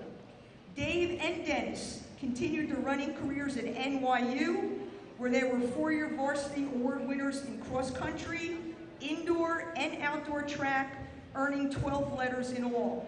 They were regular participants on key indoor and outdoor relay teams, participating at the Millrose Games, the U.S. Olympic Invitational, the Penn Relays, and the NCAA Championships. After graduation from NYU in 1974, Dave had a 35-year career in the automotive industry. In 2009, Dave moved to avionics, working for 10 years at Panasonic Avionics Corporation, retiring in August of 2019. Dave has been married for 43 years to the former Cynthia Becker, also of Colonia. They have lived in Huntington Beach, California since 1988. They have 3 children and 4 grandchildren. Dave is active in the Southern California running community, where he serves as president of one of the largest running clubs in the Los Angeles area, and still competes in marathons and half marathons. Dave is not here with us today because he is running in the Long Beach Marathon, probably right as we speak. He also spends his time working with charity foundations in the South California area. David Kuntz, welcome to the Hall of Fame. Congratulations. Dennis, congratulations.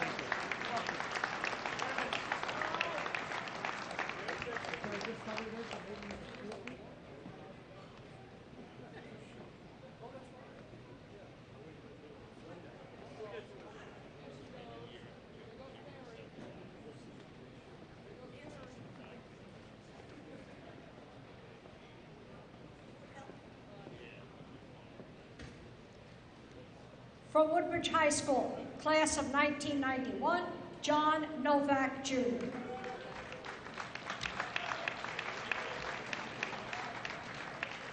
John was one half of the Barons' dynamic duo in 1991, along with fellow inductee Ed Palladino.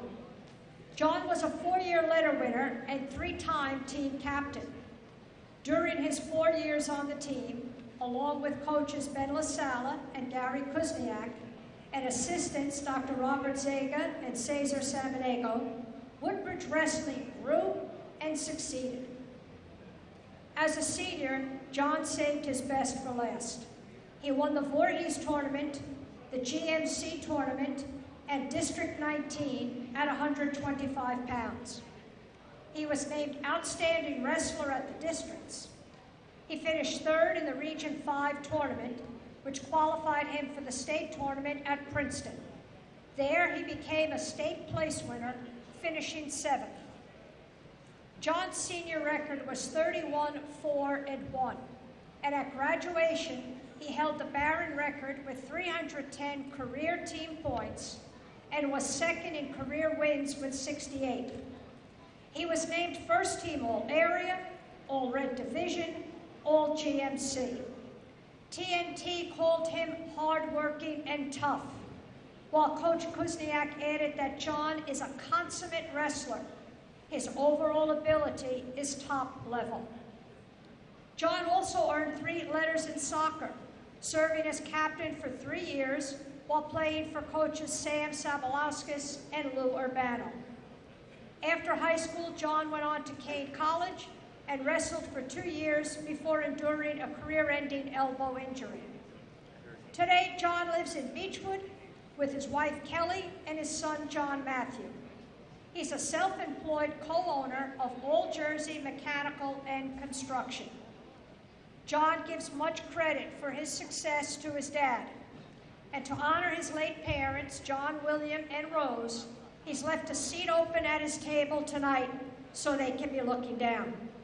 The WTAAA is pleased to welcome John William Novak, Jr. to the Hall of Fame.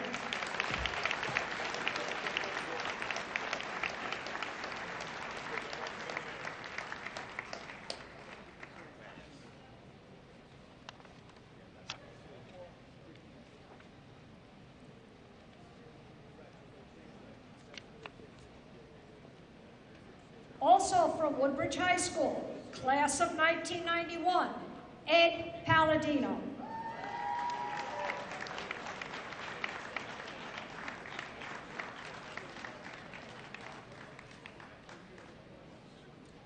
Ed became a championship caliber star in his junior year at Woodbridge while wrestling for Coach Ben LaSala. He won the District 19 title and was 2nd team All-County at 112 pounds. Gary Kuzniak took over the coaching duties for Ed's senior year, and his level of success exploded. He won the Voorhees and Woodbridge tournament, repeated as District 19 champ, but now at 119 pounds. He won a GMC tournament championship and was voted the outstanding wrestler of that tournament. He was 1st in the Region 5 tournament and went on to the state championships at Princeton. He became Woodbridge High School's 1st state place winner with a 5th 6th place medal. 31-1-1 in his senior year, Ed was 1st team All-Area in the News Tribune. In 1990, along with fellow inductee John Novak, Ed helped the Barons to a 2nd place finish in the districts. In 1991, Coach Kuzniak said that Ed is tenacious. He won't permit himself to be bad. He's the hardest working kid I have ever had. And he continued to work hard. Ed went to Middlesex County College, where he was an All-American in 1992. From 96 through 99, he attended Missouri Valley College, where the team won the 2 NAIA National Championships. Away from the college scene, Ed continued to wrestle. In 1992, he competed in Europe on the USA freestyle team. In 1996, he wrestled in the United States Freestyle Championships. 4 years ago, he competed in the World Wrestling Championships in Athens, Greece, in the Veterans Competition. And in 2016, he captured bronze at 63 kilograms for the U.S. World Veterans Freestyle Team. Today, Ed lives in Alpharetta, Georgia, with his sons Jacob and Christian. He's the assistant wrestling coach at Chattahoochee High School. Ed is the founder of Athletes for Children, a 501c3 foundation whose goal is to help children with autism by emphasizing athletics. Ed's wrestling career has taken him on a long journey, from JV to high school star to junior college All-American to national and international competitions to his own foundation. He is an example of what courage, perseverance, and dedication can accomplish. Congratulations, Ed Palladino. Welcome to the Hall of Fame.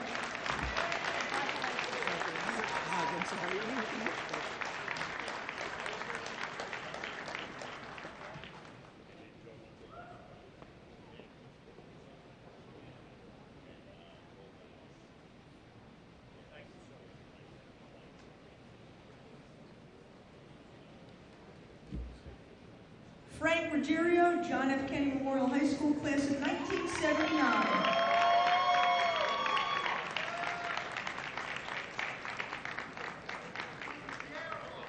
Frank competed in both football and baseball at JFK, earning 6 varsity letters. Playing for Hall of Fame coach Terry Hamra, Frank was the senior co-captain of the 1978 Central Jersey Group 3 State Championship football team. He was a two-starter at linebacker and tailback and ran close to 500 yards. The highlight of his senior season included a career game in a win in the state playoffs in which he ran for 117 yards and had caught a defensive interception. Frank was a two-time All-County selection in football. But the gridiron was not the only field Frank excelled on. Frank was also a two-time All-County baseball selection as an outfielder, while serving as co-captain for the JFK baseball team, led by head coach Lou Buzzy Estock. A true scholar athlete, Frank was selected the 1979 Middlesex County Scholar Athlete by the Home News Tribune. His academics and football prowess led to Frank being recruited by Princeton University. But Frank decided to continue his college athletics at Stevens Institute of Technology, where he enjoyed an outstanding 3-year baseball career before finishing his degree at Rutgers University. Frank saved his best for college. He was named 3 times to the All-Independent Athletic Conference as a baseball catcher. He had 3 years of an impressive batting percentage, and he broke the school record for RBIs with 16 in his junior year. He was named to the All-Decade Independent Athletic Conference team and selected to play in the 1982 NJCBA North-South All-Star Game. Frank still resides in Islin with his wife Jennifer and 4 children. He enjoys spending time with his 3 grandchildren. Frank is a math teacher and the assistant golf coach for the boys and girls teams at Metuchen High School. Welcome to the Hall of Fame, Frank, and congratulations.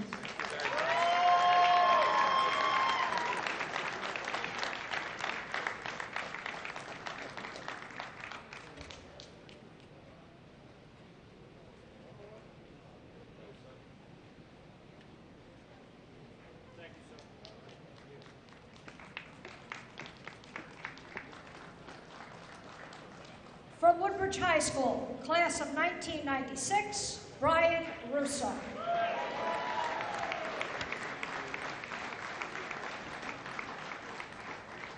Athletically speaking, Brian was a combination of strength, quickness, and tenacity. A three-time letter winner for Barron football, Brian saw significant playing time as a sophomore on a state championship team. A year later, he was awarded the prestigious Tommy Thompson Defensive Most Valuable Player Award. So it was no surprise that his high school football career ended with first-team honors in both the county and division. Brian was awarded the Carrie Hammer Leadership Award and played in Snapple Bowl 3. Now, it's been 24 plus years since Brian took his final snap for the Barons. And yet his coach, the legendary Bill Myers, still considers Brian to be the best fullback he ever coached anywhere. And so it's easy to understand in a program with a reputation for tough fullbacks, Brian is high on the Baron list. A hoops aficionado, Brian spent 2 years playing high school basketball for Lou Urbano and Bob Zaga. And that was until Coach Myers encouraged Brian to try wrestling. 2 years, 2 varsity letters, and as a senior, he was first in the districts, third in the GMCs, first in Region 5, and earned himself a trip to Atlantic City and a top 12 finish in New Jersey. Brian earned a scholarship to Wagner College, playing on the defensive line for Walt Hamline. There, he was a 2-time team captain. In 1999, he was first team All-Northeast Conference, a member of Don Hanson's All-American team, and received the NIT Student Athlete Award at Madison Square Garden. A year later, he earned second-team All-Conference honors and was a second-team Lutheran Brotherhood All-American. Brian received the Iron Horse Award, a 4-year Dr. Mazai Award for Scholastic Excellence and Achievement. Coach Hamline referred to Brian as a, quote, great talent, but equally a great student, athlete, and person. Currently, Brian teaches at Island Middle and is also the head football coach at Rollway High School, a position he also held for a time at Woodbridge. Qualifying for the state playoffs in 9 of his 12 coaching years, Brian's teams have made 4 semifinal appearances and last year made the state finals. He was the 2018 Mountain Division Coach of the Year. Brian and his wife Heather live in Seawarren with their children Kaylee and Sean. Now I'm going to turn Brian's words around from his biography and say that we are honored and thankful to have been able to watch you be a part of Woodbridge High School athletic tradition. You have made lifelong friends and left many of us with meaningful memories. Congratulations, Brian Russo.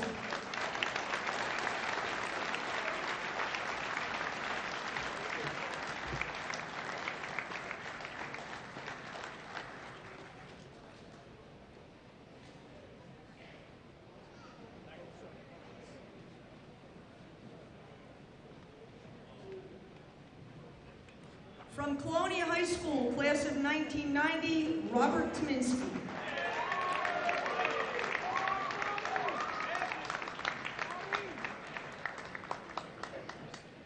Bob Tominski started his high school basketball career at St. Joe's in Metuchen, but by his junior year, he had transferred back to Colonia. In those 2 seasons, from 1988 to 1990, playing for Hall of Fame coaches Bob Tisdale and Jack Krieger, Bob established himself as one of the premier scorers in the county. Bob scored a then school record of 1,112 points, averaging 22.6 points per game, and scoring double figures in every game. As of 2019, he still holds the school's single-game scoring record with 44 points. He helped the Patriots reach the Central Jersey Group 2 final before losing a heartbreaker to South Plainfield. Bob's efforts garnished numerous postseason honors. He was named to the GMC First Team, Star Ledger and Daily Journal All-County First Team, and the Star Ledger Group 2 team. He made the GMC Tournament First Team and was named the MVP. Bob also had the honor of playing on a gold medal winning team at the Garden State Games. Bob took his basketball skills to St. Anselm College in New Hampshire, scoring 1,325 points in his collegiate career and securing his name in the record books. He was named first team All-New England Conference, among other postseason honors. Bob still holds the record as the all-time leading three-point shooter in conference history. In 1993-94, Bob led the nation in three-point shooting in Division II, establishing a school record of 104 made three-pointers. He was invited to participate in the Sprint NCAA three-point competition at the 1994 Final Four games in Charlotte, North Carolina. Today, Bobby lives in Woodbridge with his wife Heidi and daughters Brooke and Bobby Joe.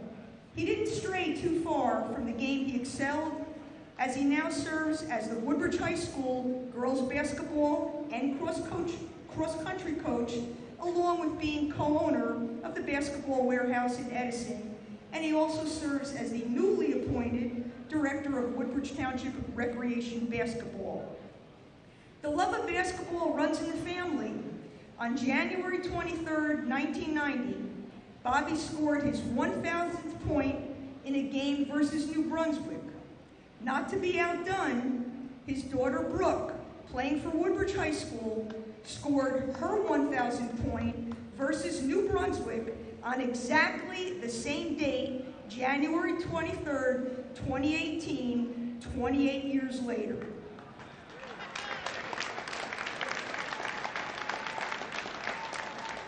Former coach Jack Krieger recently said of Bob, he was an outstanding clutch player and a leader, a tremendous competitor, a good person.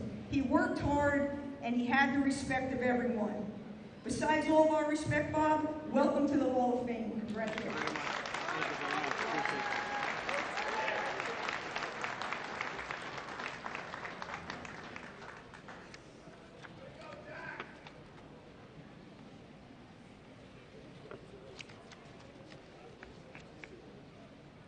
From Colonia High School, class of 1985, Robert Urbanek.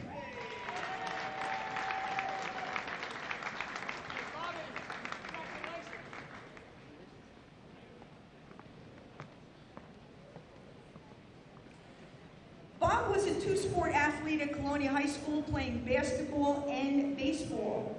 A three-year varsity starter for Hall of Fame coaches Bob Tisdale and Jack Krieger, Bob was an integral part of the Patriots' success during the 1984-85 season. The 1984 team captured the MCAC championship with a veteran lineup and a 21-3 record. Next year, Bob was team captain and the lone returning starter in his senior season, and he led the team to a 22-5 finish and captured the Central Jersey Group 3 sectional championship. The Patriots did not lose a home game during those two seasons. Postseason honors for Bob included selection by the Star-Ledger second team All-State Group 3, along with All-County by the Home News, the News Tribune, and the Star-Ledger. He concluded his high school career with 983 points, and that was done before the three-point shot was a reality. He averaged 8 rebounds, 5 assists, and 5 steals per game. Coach Tisdale stated that, before the season started, I had no doubt that Urbanek would carry us. We knew we'd have to get the most out of our stats. He leads others by performing well. He's a real team player. Spring season brought baseball, and Bob was a 3-year starter in the infield and outfield for Hall of Fame coaches Mickey Cott and Jack Krieger. Bob wanted to play Division I college basketball. While attending Rider College, he decided to accept a non-scholarship role and worked hard enough to earn playing time during all 4 seasons. At the end of Bob's junior season in 1988, he was nominated as Rider's East Coast Conference Scholar Athlete, along with achieving academic All-American, honorable mention status in 1989. Assistant coach Jack Krieger, who coached Bob in basketball and baseball, remembers Bob as a genuine worker, very dependable, and real clutch. He led by his actions. Today, Bob lives in Denville with his wife, Reverend Kim, and 2 sons. Bob works for Woodbridge Financial as the Vice President of Project Management for Wealth and Capital Markets. He is also a board member and treasurer for 2 nonprofits, the Christian Drama School of New Jersey and Heart for People Foundation. His parents still reside in Colonia, and upon notification of his impending WTAA Hall of Fame induction, Bob's response was, "I am honored." Well, Bob, we are honored to welcome you to the Hall of Fame. Congratulations.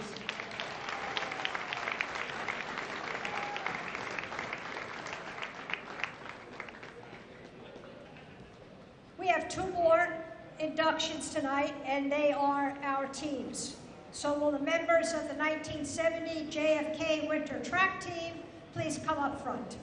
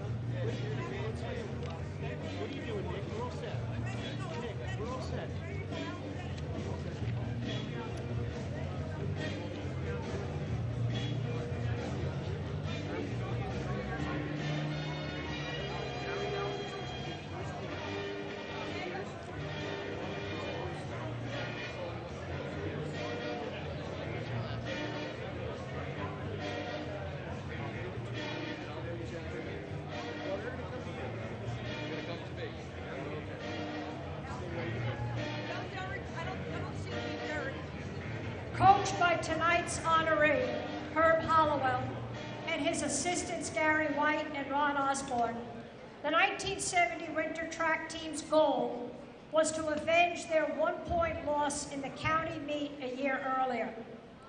Led by captains Brian Anderson, Jim McDonald, and Steve Ricciardi, the team raced to an undefeated dual meet season, a county co-championship, 2nd place in the state Group 3 meet, and a 3rd place in the Spike Shoe meet in Philly. Mission accomplished, and then some. The 70 team shared their county title with a powerful St. Joe's squad that was a 6-time defending champion. Coach Halliwell was recognized as the Middlesex County Coach of the Year for leading a young but talented group of athletes to significant team and individual success. Now, to capture the share of a county title required some top performances. Steve Ricciardi won the 440-yard dash. The Mustangs had seconds from the mile relay team, and Paul Ricciardi at 60-yard high hurdles, a 3rd in the shot from Jim McDonald, and 2 fourths from Tom Burke at 60 yards and Alan Scott in the mile. In the dual meet season, JFK was unbeaten in 3 events. The mile relay team, which at times featured Gary Albertson, Tom Burke, Charlie Carroll, Tom Jeffroy, Steve Ricciardi, and John Smythe. Steve Ricciardi was undefeated at 440 yards, while his brother Paul was unbeaten at the 60-yard high hurdles. The team had 4 school record-setting performances, 2 in relays and 2 by individuals. The aforementioned mile relay team with a 1st at the county relays, the 4x60 shuttle hurdle relay team comprised of Craig Wood, Jeff Fleischer, Kevin Loader, and Paul Ricciardi took home 2nd in the state Group 3 relay championships. The 60-yard high hurdles, won by Paul Ricciardi in the county meet, Paul's time of 7.2 seconds also tied the state record, and Steve Ricciardi had a first in the 440 at the Spike Shoe Meet. 2 relay records, 2 individual records. In the State Group 3 tournament, where the Mustangs took second place, Jim McDonald had a second in the shot put, while the Ricciardi brothers won their specialties. Paul went on to place second in the Old Group State Meet and won the hurdles at the Spike Shoe Meet. The 1970 team was a close-knit group who used their individual talents and team depth to excel as a unit, clearly reflecting the philosophy and dedication of their head coach, Herb Halliwell. Congratulations to the 1970 winter track team, a talented and accomplished group of men. Welcome as a team to the Hall of Fame. Gary Albertson, Charlie Carroll, Jeff Fleischer, accepting for his dad, Tom Skip Garley, his son, Sean, Jim Bucky McDonald, Paul Ricciardi, Steve Ricciardi, Joe Seiko, Barry Chandelo, and Craig Wood.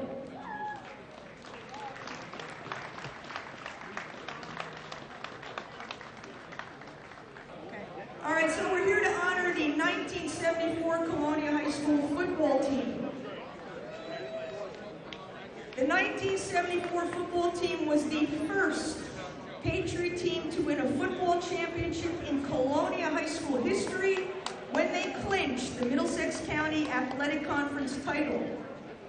The Patriots also played in the first Central Jersey Group 4 playoff title game in Atlantic City Convention Hall, where the hard floor was covered with turf.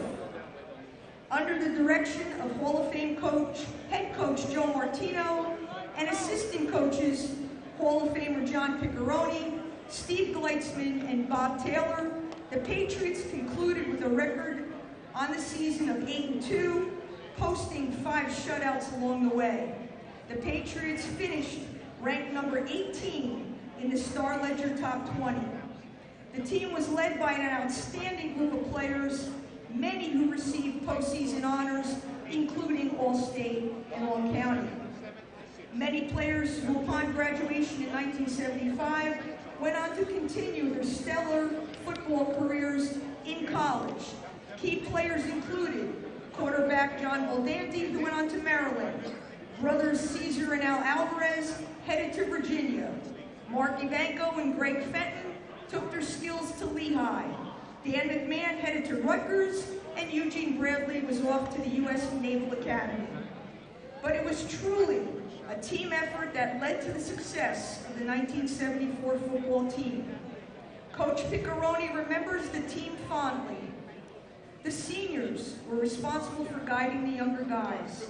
This led to a smooth running ship in terms of discipline, self-responsibility, and physical conditioning.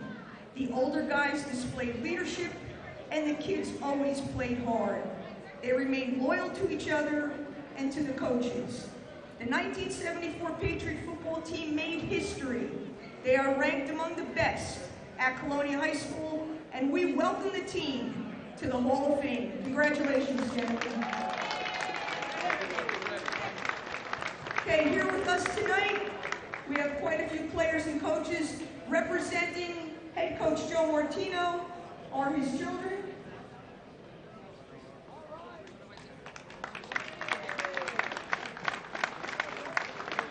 We have assistant coach John Piccaroni. Taylor left. What's that? Bob Taylor left. Yeah, Bobby had another place he had to go. Players here today, Andy Adamczyk, Cesar Alvarez, representing himself and his brother Al, Dan Amster, quarterback John Boldanti,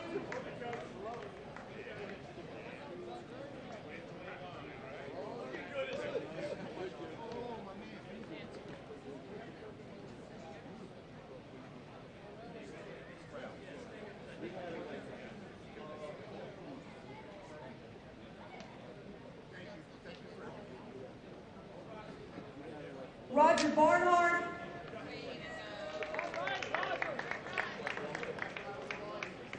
representing Ronald Bokra is his wife Lisa and son Brian.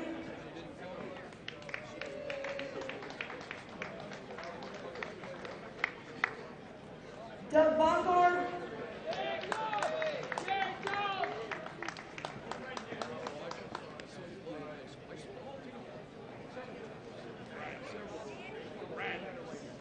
Eugene Bradley,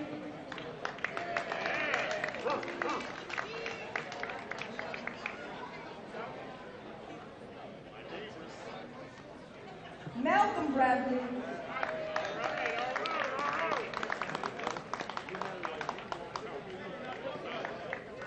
Steve Salento,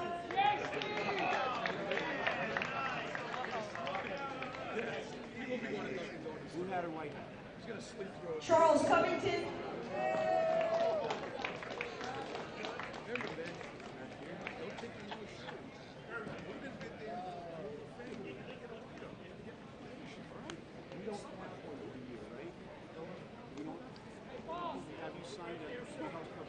no, Charles is back there. The line's being held up.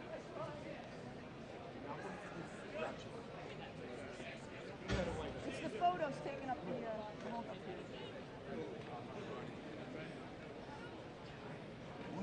We're getting there, Charles. We're getting there, Charles. I got you. We're getting there. Mark Evanko. Greg Fenton. Representing William Fisher is his sister Jean Childress. Harry Gross.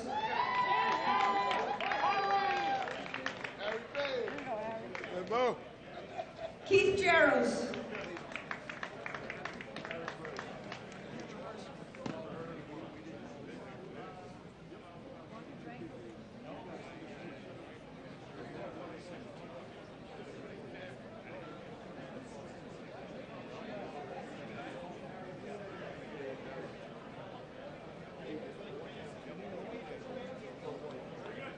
Steve Markovitz.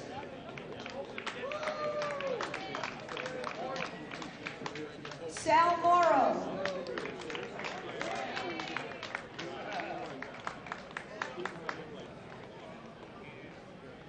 Ed Minch.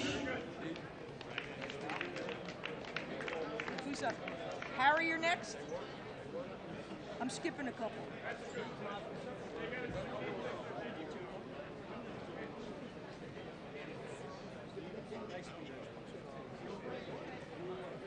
Harry Petit. Harry.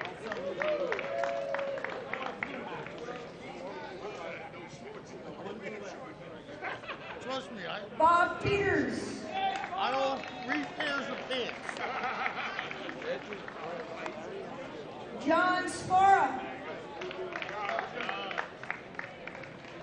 And certainly, last but not least, Mike White. Your 1974 Colonia High School football team. Congratulations, gentlemen. All right, ladies and gentlemen, we are done. And as the song says, it's over. It's over.